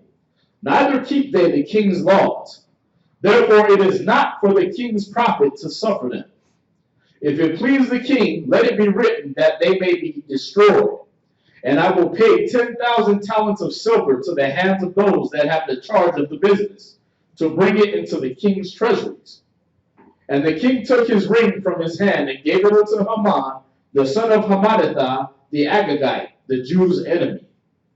And the king said unto Haman, The silver is given to thee, the people also, to do with them as it seemeth good to thee. Then were the king's scribes called on the 13th day of the first month, and there was written according to all that Haman had commanded unto the king's lieutenants, and to the governors that were over every province, and to the rulers of every people of every province, according to the writing thereof, and to every people after their language, in the name of King Ahasuerus was it written, and sealed with the king's ring. All right. So what you're seeing is, they persuaded this king to go ahead and set out a decree everywhere in every province that he ruled over, that the Persians and Mede Empire ruled over, to kill all the Jews. All right. He was trying to wipe us off the face of the planet. All right. Going back to Psalms 83, going back to these curses, that the Most High put us under for disobedience. All right. Verse 13. And the letters were sent by post into all the king's provinces. You were going to jump to the Apocrypha? It's after verse 13. Oh, after verse 13. Come. Okay. And the letters were sent by post into all the king's provinces to destroy, to kill, and to cause to perish all Jews, both young and old, little children and women, in one day, even upon the 13th day of the 12th month, which is the month Adar, and to take the spoil of them for a prey. Y'all see that? Mm-hmm. All right, let's see this one. Okay. All right, so now we're going to the rest of Esther in the Apocrypha, and we're under chapter 13, verse 1, because this goes, if you have the red Apocryphas, it gives you the instruction that it is placed in the Greek after chapter 3, verse 13 of the Hebrew. All right? So after he sends out this decree, this is going to give you a little more edification and clarification on what happened. All right? Y'all with me? Yeah, it's going to say chapter 13 in the rest of Esther. And then it's going to tell you place in the Greek after chapter 3, verse 13 of the Hebrew. All right? All right, so this is the rest of Esther, chapter 13, verse 1. The copy of the letter was this. So they just sent out the letter, right? Now they're giving you what was in the letter in this book. The great king Artaxerxes writeth these things to the princes and governors that are under him from India unto Ethiopia, in 127 provinces. After that I became Lord over many nations, and had dominion over the whole world, not lifted up with presumption of my authority, but carrying myself always with equity and mildness, I purpose to settle my subjects continually in a quiet life, and making my kingdom peaceable and open for passage to the utmost coast, to renew peace, which is desired of all men. Now when I asked my counselors how this might be brought to pass, Haman, that excelled in wisdom among us, and was approved for his constant goodwill and steadfast fidelity, and had the honor of the second place in the kingdom, declared unto us that in all nations throughout the world there was scattered a certain malicious people that had laws contrary to all nations, and continually despised the commandments of kings. So as the uniting of our kingdoms honorably intended by us cannot go forward. So remember, this Persian to Mede Empire was after the Assyrians, after the Babylonians, right? We didn't bow to the Babylonians. That's what was happening in Daniel's time. We didn't bow to King Nebuchadnezzar. We didn't bow to the Assyrians. That's why we left them and came in over here to the Western Hemisphere. All right, we didn't bow to no kings. Y'all see that? So Haman was true. He was like, yeah, our laws are contrary to yours. We don't bow to men. You understand? So he was speaking the truth, and everybody thought that was cool. Okay, we got to kill these people. They causing an uproar. They ain't doing they're not conforming to what the people do. You understand? So everybody was with this, including the king. He even tricked the king into this. Let's see, verse 4. Declared unto us that in all nations throughout the world there was scattered a certain malicious people that had laws contrary to all nations, and continually despised the commandments of kings, so as the uniting of our kingdoms, honorably intended by us, cannot go forward. Seeing then we understand that this people alone is continually in opposition unto all men, differing in the strange manner of their laws, and evil affected to our state, working all the mischief they can, that our kingdom may not be firmly established. Therefore have we commanded that all they that are signified in writing unto you by Haman, who is ordained over the affairs and is next unto us, shall all, with their wives and children, be utterly destroyed by the sword of their enemies, without all mercy and pity, the 14th day of the 12th month Adar of this present year, that they, who of old and now also are malicious, may in one day with violence go into the grave, and so ever hereafter cause our affairs to be well settled and without trouble. All right? So that's what was in the letter that we're reading about in Esther. Y'all see that? Now, what is that? That's the same decree Hitler set out. And they made him the bad guy. So why they take this out the Bible? Oh, we don't want the Persians and Medes to be the bad guys. We're friends with them. We're the Greeks. We're learning all their customs, and we got them under tribute. We're not going to paint them out to be the bad guys. Take that out the Bible. Y'all see that? We're not going to say that they sent out a decree to kill millions of people, including the children, like Hitler did. See that? Because why? They're Greeks. They're friends with them. What's that? Why on this day? Why on that day? They give, like it say the 14th day of the 12th month. Yeah, that's during the Passover. Yeah, that's what I was. It was during the Passover.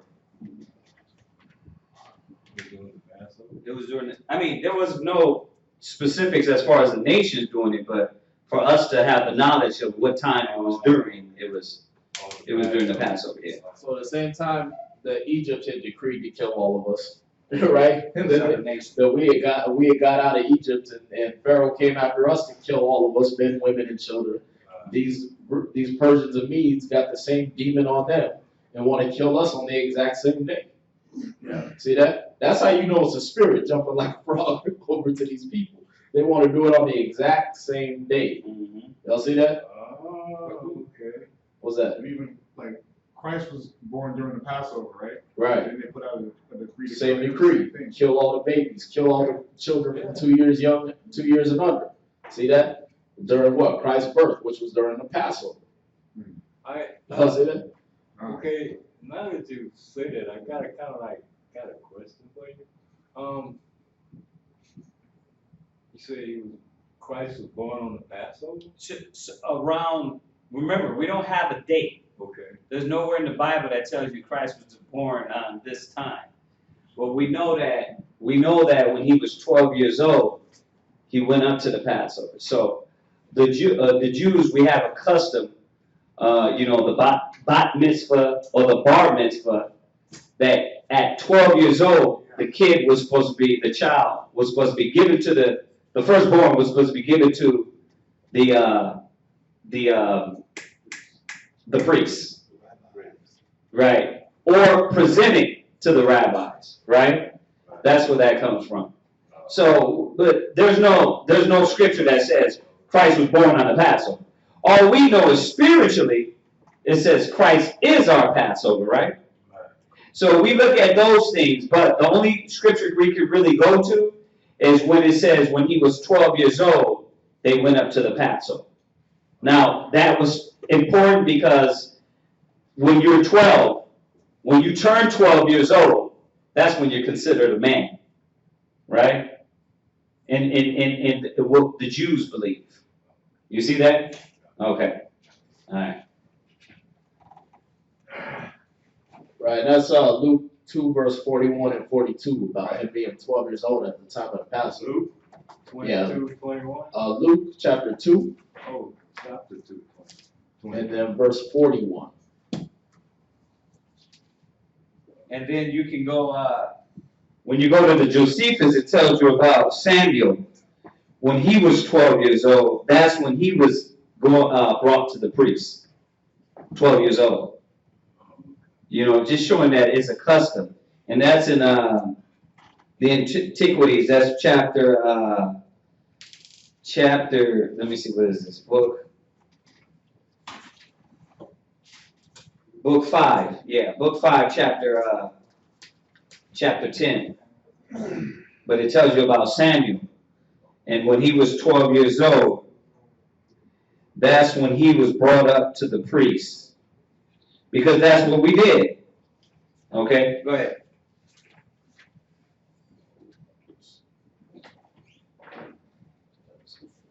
Oh, that was into that? Going back to Esther, right? All right, Esther in the Bible? Go.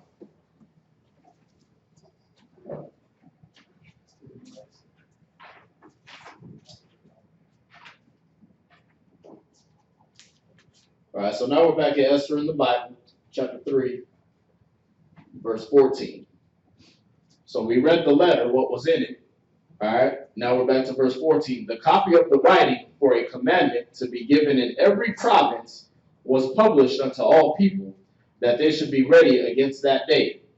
The post went out, being hastened by the king's commandment, and the decree was given in Shushan the palace. And the king and Haman sat down to drink, but the city Shushan was perplexed.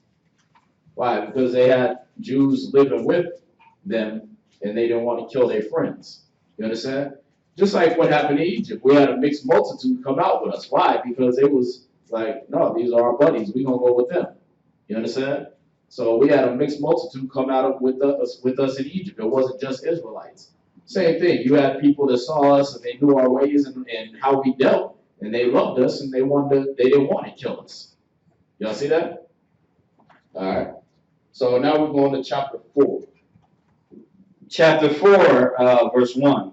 When Mordecai perceived all that was done, Mordecai rent his clothes and put on sackcloth with ashes, and went out into the midst of the city and cried with a loud and bitter cry, and came even before the king's gate, for none might enter into the king's gate cloth with sackcloth. And in every province, whatsoever the king's commandment and his decree came, there was great mourning and among the Jews, and fasting and weeping and wailing, and many lay in sackcloth and ashes. So Esther's maid and her chamberlains came and told it her.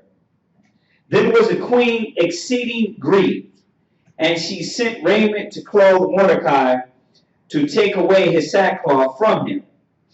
But he received it not. Then called Esther and Hathach, one of the king's chamberlains, who he had appointed to attend upon her, and gave her a commandment to Mordecai, to know what it was and why it was. And Hathach went forth to Mordecai unto the street of the city, which was before the king's gate. And Mordecai told him of all that had happened unto him, and all of the sum of the money, and Haman had proposed to pay to the king's treasures for the Jews, to destroy them. And he gave them the copy of the writings of the decree that was given at Shushan to destroy them, and to shew it unto Esther, and to declare it unto her, and to charge her that she should go in unto the king to make supplication unto him, and to make request before him for her people. And Hathach came and told Esther the words of Mordecai. Again Esther spake unto Hathach, and gave him commandment unto Mordecai. And the king's servant and the people of the king's province to do know that whosoever, whether man or woman, shall come unto the king into the inner court, who is not called, there is one law of his to put him to death, except such whom out that he may live. But I have not been called to come unto the king these 30 days. And they told to Mordecai Esther's words, and Mordecai commanded to answer Esther, think not with thyself that thou shalt escape in the king's house more than all the Jews. For if thou altogether holdest thy peace at this time, then shall their enlargement and deliverance arise to the Jews from other place. But thou and thy father's house shall be destroyed. And who knoweth whether thou art come to the kingdom for such a time as this? Then Esther bade them return to Mordecai this answer: Go gather together all the Jews that are present at Shushan, and fast for me, and neither eat nor drink 3 days, night or day. I also and my maidens will fast likewise. And so will I go unto the king, which is not according to the law. And if I perish, I perish. So Mordecai went his way and did according to all that Esther had commanded him. All right, so that's where we're going to end it for the Sabbath reading. Oh, wait, we got to add? Right now? Okay, well, wait a minute. Could I ask you a question? Yes, sir. And then what is with this sackcloth and ashes? That's What just, was that? that was our form of mourning. You know, we would put on the most, you know, when you think of a bum, you think of a low estate. You think of him lying in a corner, right? So we did that. The sackcloth was a low estate, a captive state. Throwing dirt on our head. It was mourning. You know, a lot of Middle Easterns do that now still. You know, they tear off their clothes, they beat on their chests. You know, I'm not sure about the sackcloth, but, you know, that's what they do. It was just a form of demonstrating that they're in a mourning state. China and Japan, they do that. Yeah. When they do their funeral processions, they be wearing, like, you know, they'll wear either linen or sackcloth. There you go. Right? So they do that at their funeral procession. But basically, you did it to show that, no, I'm not feeling all joyful and glorious, like with my good clothes on. I'm feeling like the dirt, you know what I mean? Right. I'm throwing dirt on myself and wearing my worst clothes and looking mournful and sorrowful. Okay, I got one more. Yeah. So what's with the fasting like for 3 days and nights? I mean, why do they? Remember, her uncle told her listen, you need to go talk to the king and try to help us out. Try to make sure the Jews don't get killed everywhere, right? Then she sent the messenger back, and he's going there and telling him, hey, listen, she said that she can't just come to the king at any time. She got to wait until the king calls her. See that? So he sent the messenger back. The messenger was like, okay, well, he said that don't think you're going to hide up in the house because you passing. You understand? Don't think you ain't going to be destroyed with us because you passing. They're going to find out about you too. And then the Most High will deliver us from some other way. Mm-hmm. See that? But you were sent in this office. You was put in this place up under the king for this reason, to save us. See that? So she's still fearful. She sent them back, well, listen, y'all fast for 3 days and 3 nights for me so that, basically so these purposes can be established. Right. And that if it was said in the last few verses, basically, if she goes before him, if she get put to death, she didn't want to. So she was like, fast so the Most High can bring this purpose to him. That I go before him and he can at least hear me. All right, and we're verse 8. She was wise, huh? Yeah, she was smart. They was all wise, man. Her, Mordecai, Mordecai had a checker. He had a checker, a little reminder though. Get the stomach of a man and go in there and do what you have to do. So if you go back to your Apocrypha and you go to, it says here, everybody that has the red Apocrypha, it says, verse 8, place in the Greek after chapter 4, verse 17 in the Hebrew. Okay? So this is the 8th verse. This is the 8th verse in the Apocrypha. Y'all see it there, right? Okay. All right, it says, then Mordecai thought upon all the works of the Lord and made his prayer unto him, saying, O Lord, the King Almighty, for the whole world is in thy power, and if thou hast appointed to save Israel, there is no man that can gainsay thee. For thou hast made heaven and earth, and all the wondrous things under the heaven. Thou art the Lord of all things, and there is no man that can resist thee, which art the Lord. Thou knowest all things, and thou knowest, and thou knowest, Lord, that it was neither in contempt nor pride, nor for any desire of glory, that I did bow down to proud Ammon. Oh, that's his name, right? For I could have been content with good will for the salvation of Israel to kiss the soles of his feet. But I did this that I might not prefer the glory of man above the glory of the Most High. Neither will I worship any but thee, O Yahweh. Neither will I do it in pride.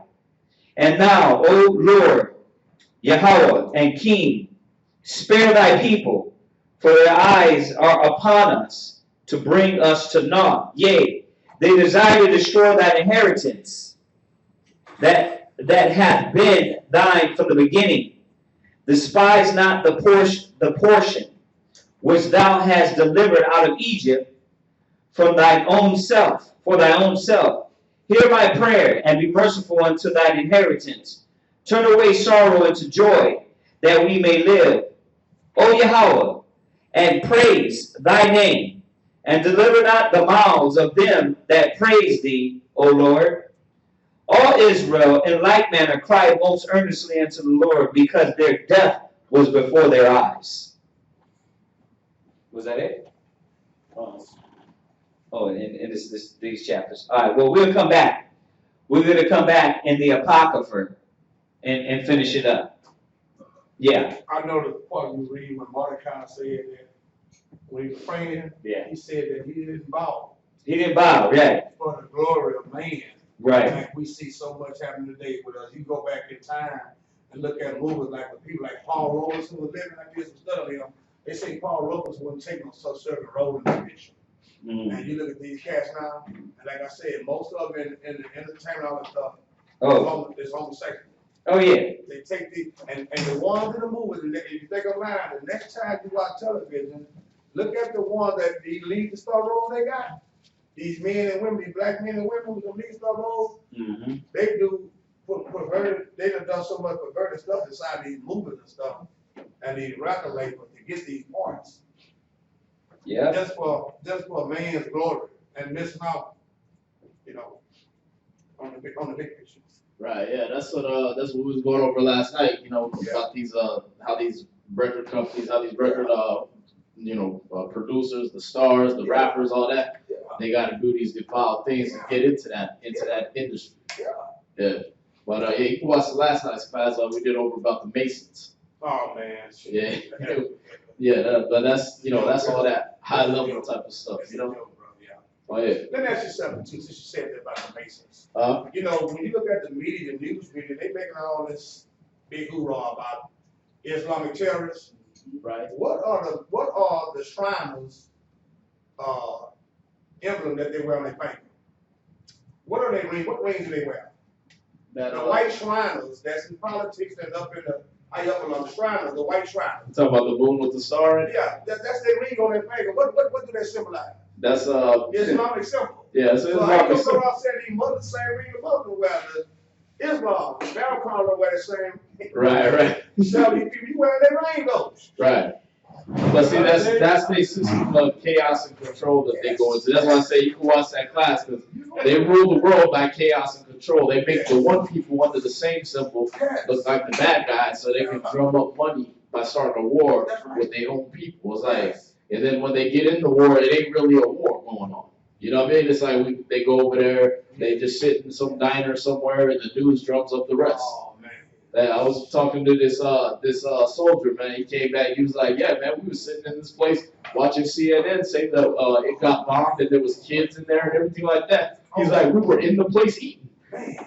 Nothing happened." See that? But yeah, they drum all this up because it makes you get all war hungry, and then you start funding the anti-terrorism campaigns and everything like that, and they get all that money.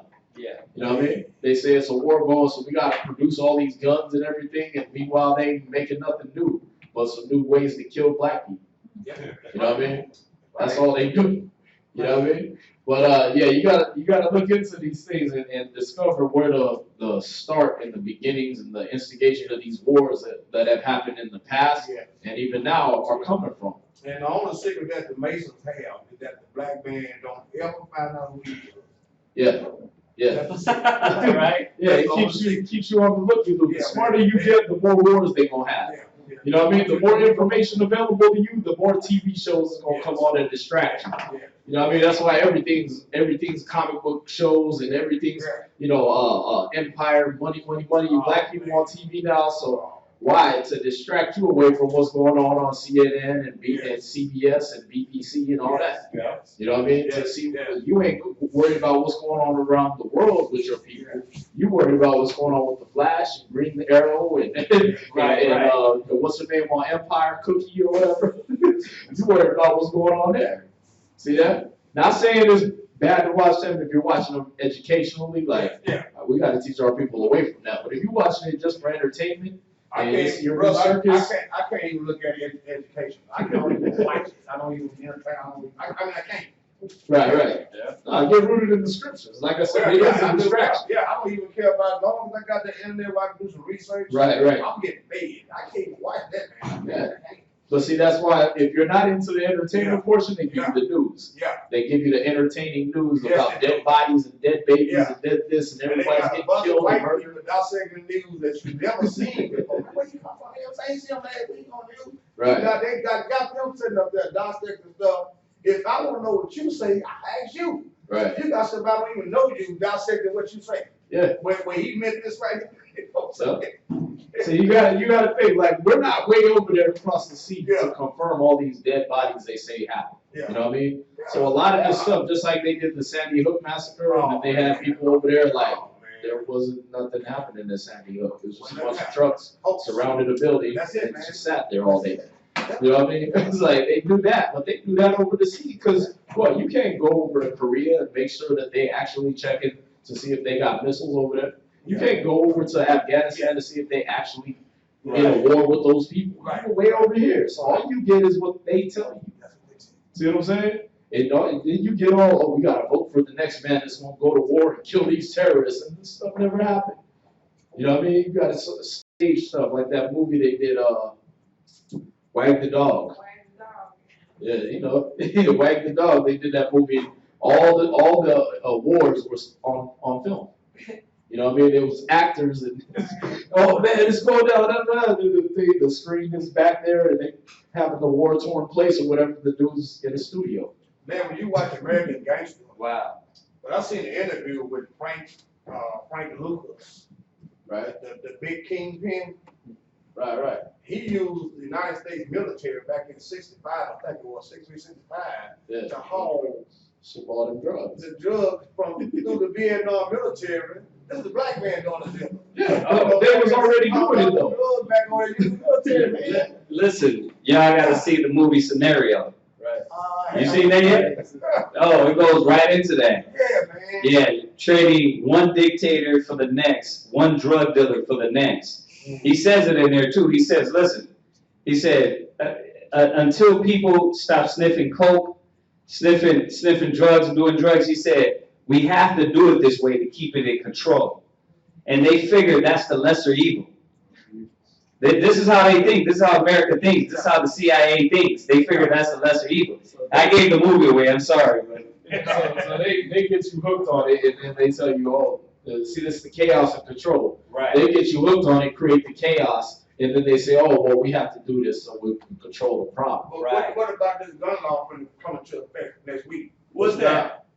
Now, as you drive down the highway, you see people talking on the cell phone, texting while they're driving. Right. To me, that's more dangerous.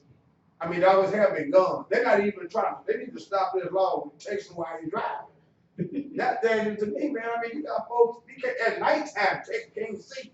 Yeah. Right. You know, and they don't even care about that. But this gun law, I don't think it's gonna last that long, just like the red light cameras, because it backfired on them. Right. Red light cameras, they start getting that bail, the ticket, and they cut that stuff out. But this gun law, they always been gone. What this is, it's just another way to try to get rid of black people. Shoot off the black folks. What gun law are you talking about? Open carry law. What do they want to do with it? They want to do it away? No, on the first, it's just started. You're being carried. Open carry.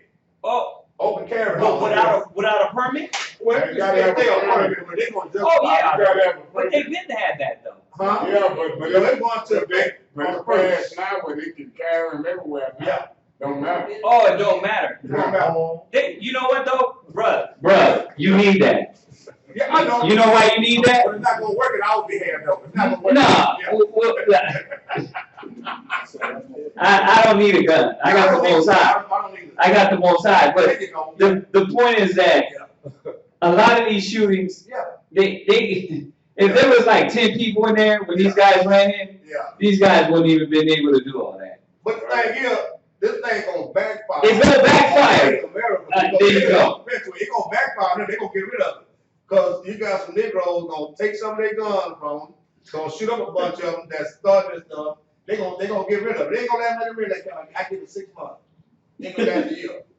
And then they gonna justify a lot of them, like when a white person shoots somebody, say he's mentally disturbed. Right. But when you They're already shoot doing somebody, that. Yeah. they say is he eligible for the job? See the difference? Yeah. It ain't gonna work for him. That's bad. Yeah.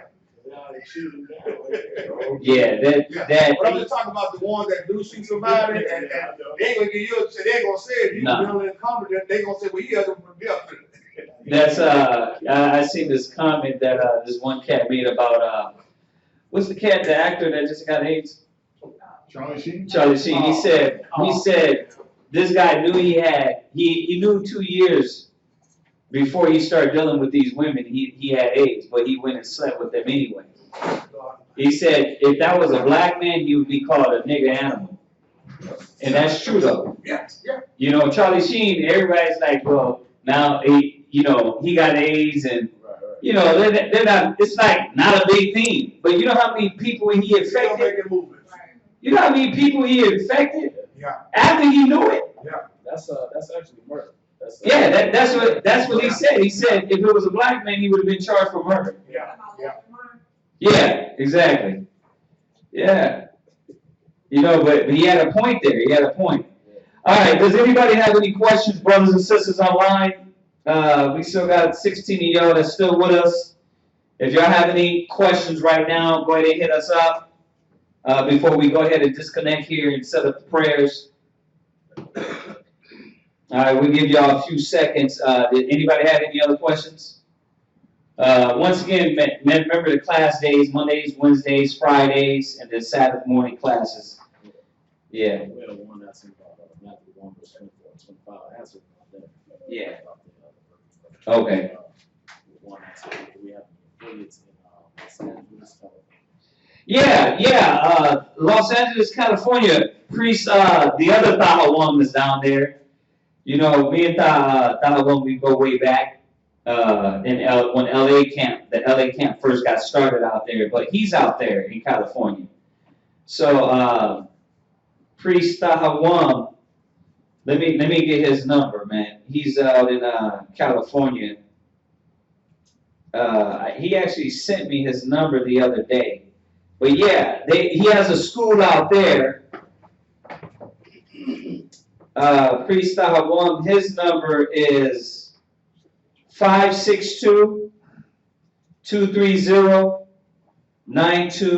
562-230-9226. And just let them, you know, if you text them, just let them know Kazakia gave me your number for class. His number is 562-230-9226. So he's out there in Compton. All right. So you can get a hold of him and see when the class days are out there in California. Okay, but yeah, he's been out there, man. He's held it down for a long time. And he's a good brother, man. I vouch for that brother. I vouch for him. Straight up brother, narrow, in it for the Most High, older brother, and ready to get busy and do the work. All right. So, does any other questions pop in there? Quatazah, if you can. Any reminders? Any announcements? I know. Yeah, February 23rd, Purim is coming up. So that's a high holy day that will be coming up. So if y'all want to partake in that, you know where we're at. We're actually reading about that in the book of Esther. That's Right. what this is about. Perfect timing. Right. Perfect timing because we're reading about the Purim and where that holiday comes from. Yeah. Can I kind of like take you off the subject? Yeah, go ahead. There's a verse in Deuteronomy chapter 28, Yes. verse 23. Could you please explain that to me? 28:23. Somebody read that for me. Deuteronomy chapter 28 and verse 23. Right. And thy heaven that is over thy head shall be brass. Right. So how did we as Hebrews, how did we eat? How? No, back in the ancient days, how did we eat? We brought our food. We grow our food. So if the heaven over us is brass, we ain't getting no rain. Come on now. Right? That's it. So That's correct. read on. And the earth that is under thee shall be iron. And nothing will be yielded from the earth. Nothing will yield from the earth.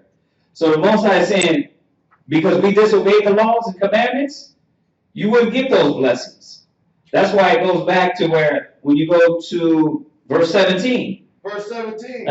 Cursed shall be thy basket and thy store. Yeah, so your economy, your money, Yes. your finances, Yes. which back then was Yes. the harvest, right? Gotcha. Right. Well, if it ain't raining, you ain't growing crops. Yes. Yes. It was going to be a hard life. Now we know today Yeah. it's the same thing. It's a hard life, man. From top to bottom, it's hard. You know, to get paper, to get money. When you think you're on top of your bills, guess what? Tax man come in, right? When you it strip you, It sure does. right? Oh, and one more, you will be cursed when you go out, and you will be cursed when you go in. Right. I mean, it's self-explanatory. Like, you know, when all we talked about Malcolm X earlier. Yeah. Did he go out like a hero, or did he get shot 40 times? Okay. Did he get shot 40 times in the middle of him speaking? Yeah, man. Martin Luther King, how did he go out? Like a hero? Huh? Did he go out with a great name? Like a normal. You know what I mean? He went out, he went out just like Tupac went out. He just went out just like Biggie went out. So they were cursed when they came in through sin. We were cursed, right? Through the conditions we're living in. And when he went out that same way, the cursed way. Yeah, I want to See, say that's why I have a problem sometimes with certain things, because I try to like see them like, you go outside, come inside. Well, you look at that. That's where I was gonna go to. Was that you cursor? You are when you go outside. When you go out into the streets, now the cops got a target on you. You know what I mean? When you go to work, at some BS job that don't pay you what you work. Then you come home. When you come in, your woman's all in your face because you left the toilet seat up, or she thinks she's the man of the house, or whatever, right? Or for the women, they leave, they go work at some BS job where the man's trying to hit on them and sleep with them and everything else. Then they come home and they got abusive husbands sitting in the house that don't want to teach them with no wisdom. See that? So you curse when you go in, and you curse when you go out in both ways. Yeah. When you're born and when you die, and when you go outside and when you come inside. What's that? I want to say that, the Most High said He changed not.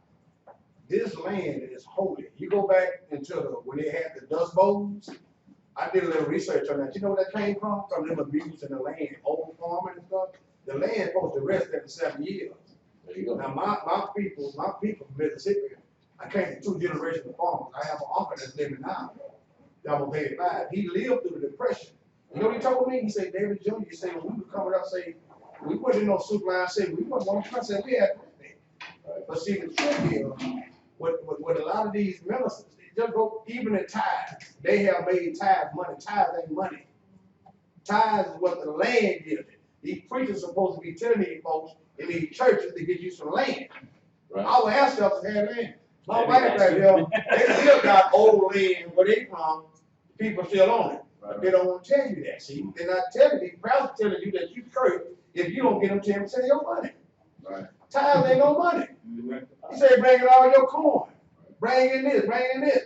They're not telling you that. Yeah. But you look around you, the same land that, right, I go to Third Ward, on and off. The same land back in the 60s and 70s that they done taken, they done made bicycle lanes out of them, arenas, parking lots, and all this. They done took land that used to belong to black folks.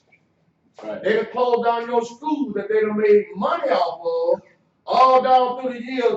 These high school and college games, people come from all over the country to watch these high school games that made money off these athletes, ain't paid them nothing. Right. And now they done made all this money off you and they closed your schools down. Right. And these people still ain't woke up yet. Yeah. It's sad, brother. I mean, this is what we got. So the scriptures ain't lying. No, people ain't lying. No. These are the leaders of the people causing the error. This My land people are is holy. destroyed for lack of knowledge. Right? But yeah, I mean, that's a lot of that going on. And I hope they It's can all hear me there on in the YouTube. curse. This on YouTube, I hope they can hear me because these people see some of these black churches sitting on 20, 30 acres of land and they ain't teaching these young folks how to grow no food, no vegetation, or nothing. Right. Yeah. Well, see, when you get a chance, we're gonna go over that Deuteronomy for you. Yes. Because the thing is this, Yeah. that wasn't gonna happen. Yeah. You ain't gonna grow no land. You know what I mean? You ain't gonna, Israelites have been trying to do it for years. Get the unity. It ain't gonna happen. Why? Because unless we come together and understand this is not our kingdom. This is not our kingdom. You know what I mean? I'm not saying you can't. Yeah, right. Okay. I'm not saying like you got a little piece of land, you can grow on that. What I'm saying as a nation. I got you. As a nation, you know what I mean? I agree with you. Because the government not gonna let you do it for one. Right, exactly. Like as a nation, as a unit, like to get land, they're gonna be like, okay, what are these terrorists, homegrown terrorists doing? Listen, there's a white man in Texas. that created his own water system, Come on. that hooked up his own electricity. You think he can do that? No, I know you can't. No, it went off the grid. They were like, listen, you can't get your own water. You got to get it through us. Yes, man. Yeah.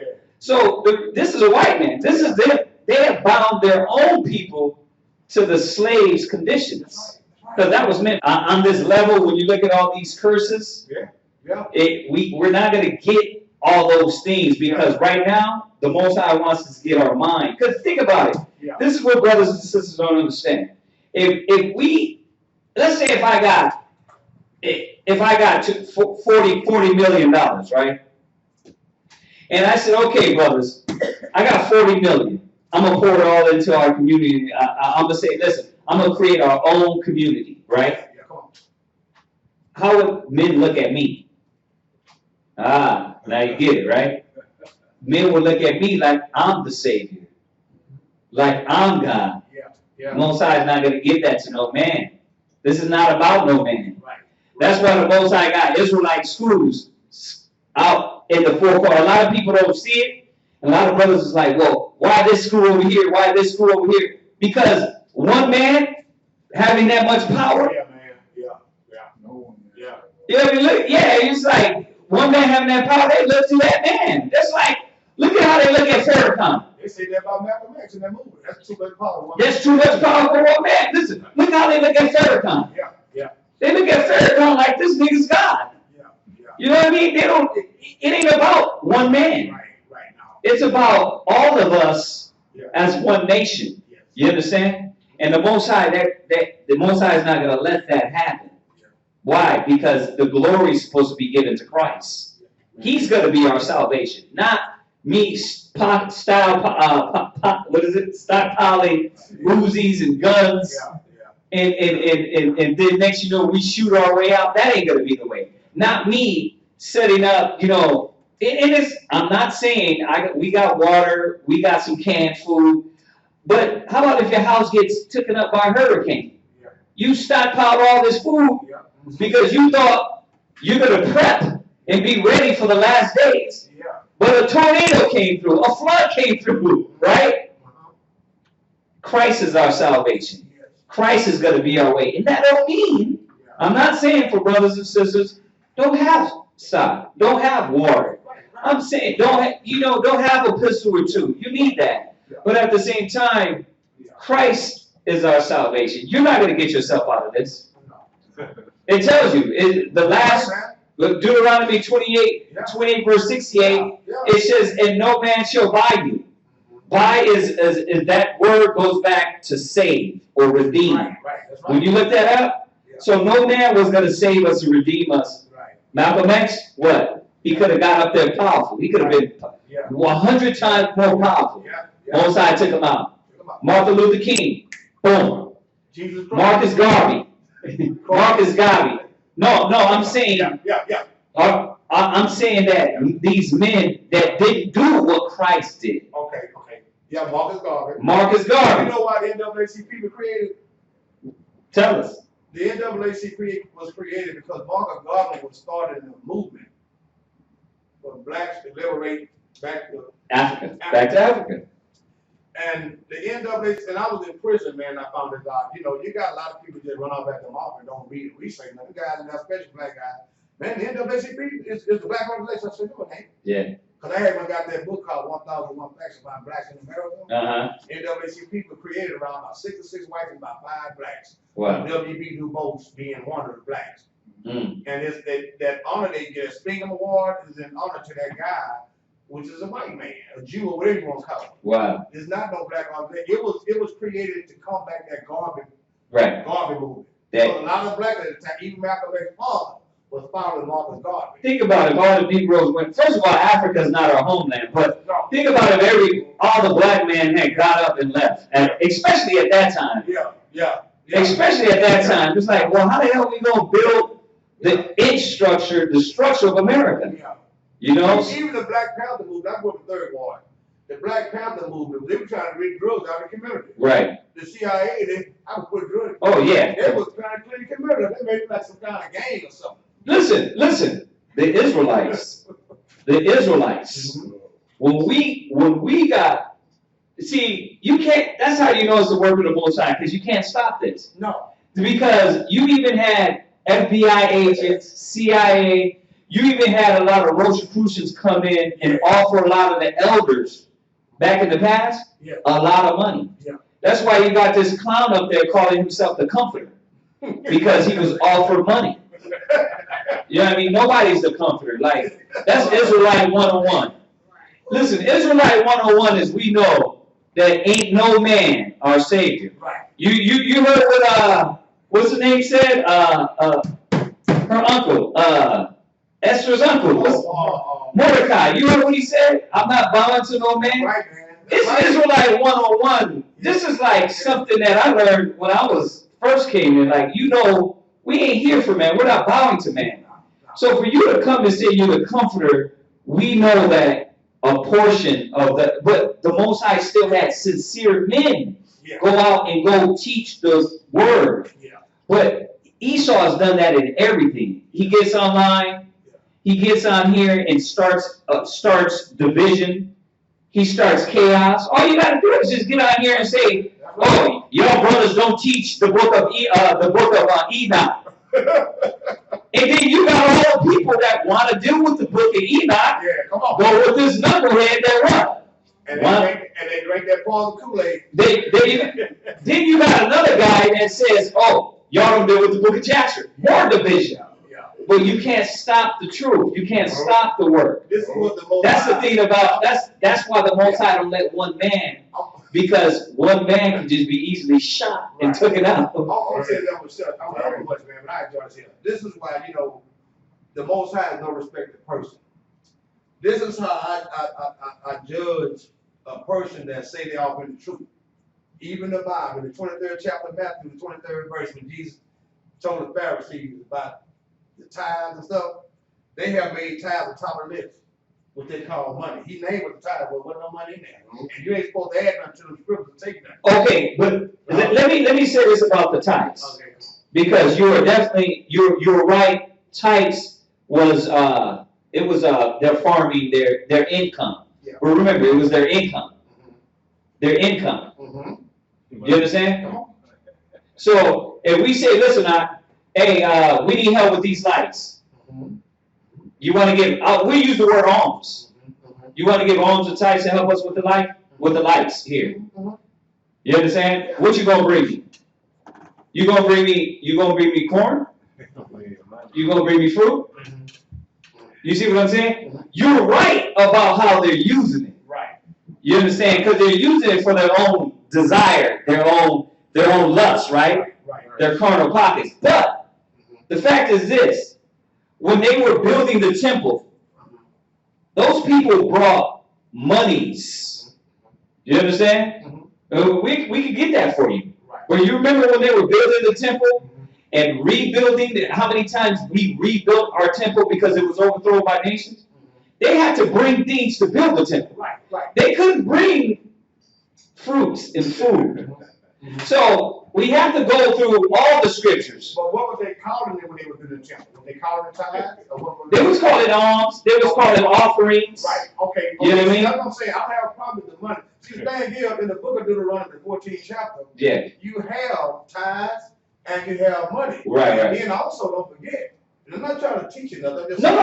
You're right. I got in the book of that was the priesthood came through the tribe of Levi. Am I right? Right. That's where the Levitical priesthood came from. There is no more Levitical priesthood. And in that same. Who's the priest? Huh? Who is the priest then? I'm saying this day and age. But who's the priest then? The preachers. No. There's no. You're making a point. There's no Levitical priesthood, right? We're not under that law. But who's the priest? Jesus Christ. Jesus Christ. No, you, brother.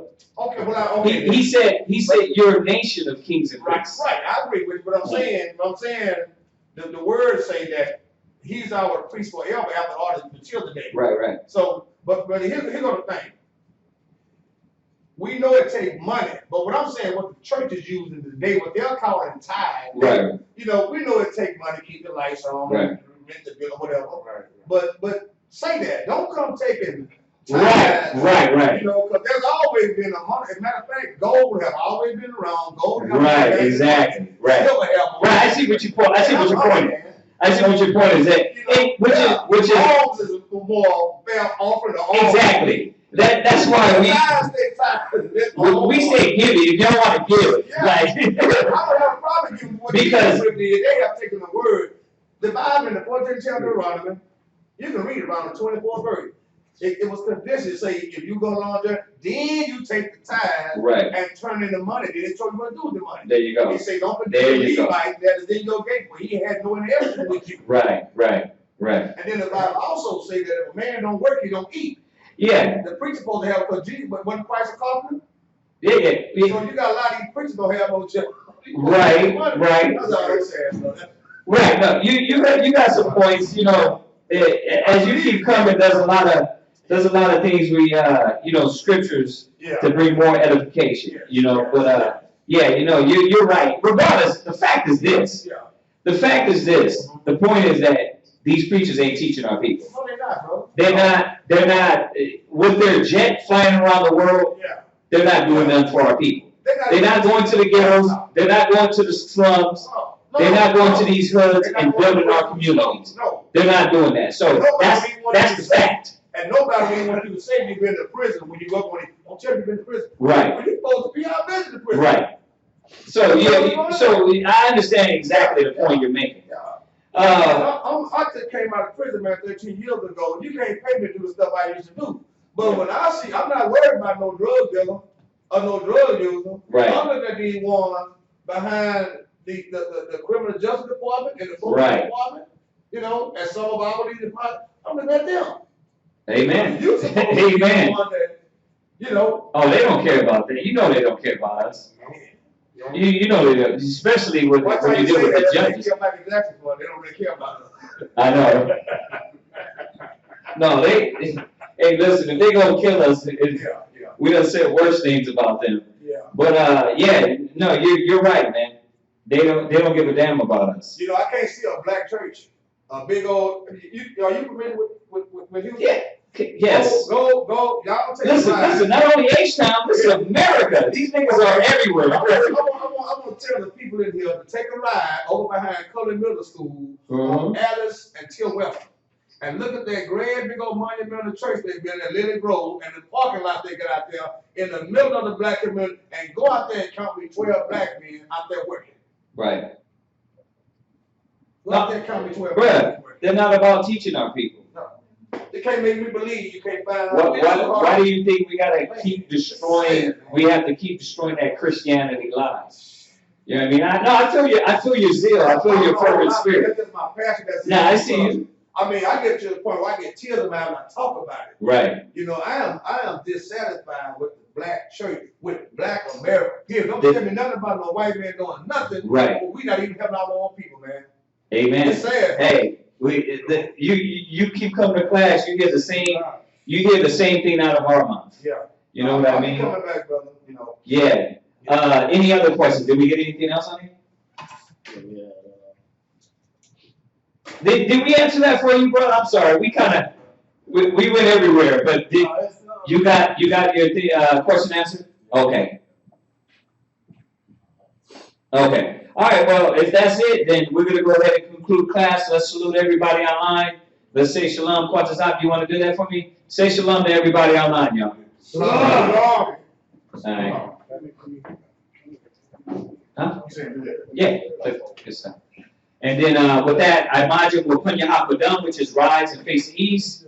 We're going to just say a quick prayer real quick and let everybody roll.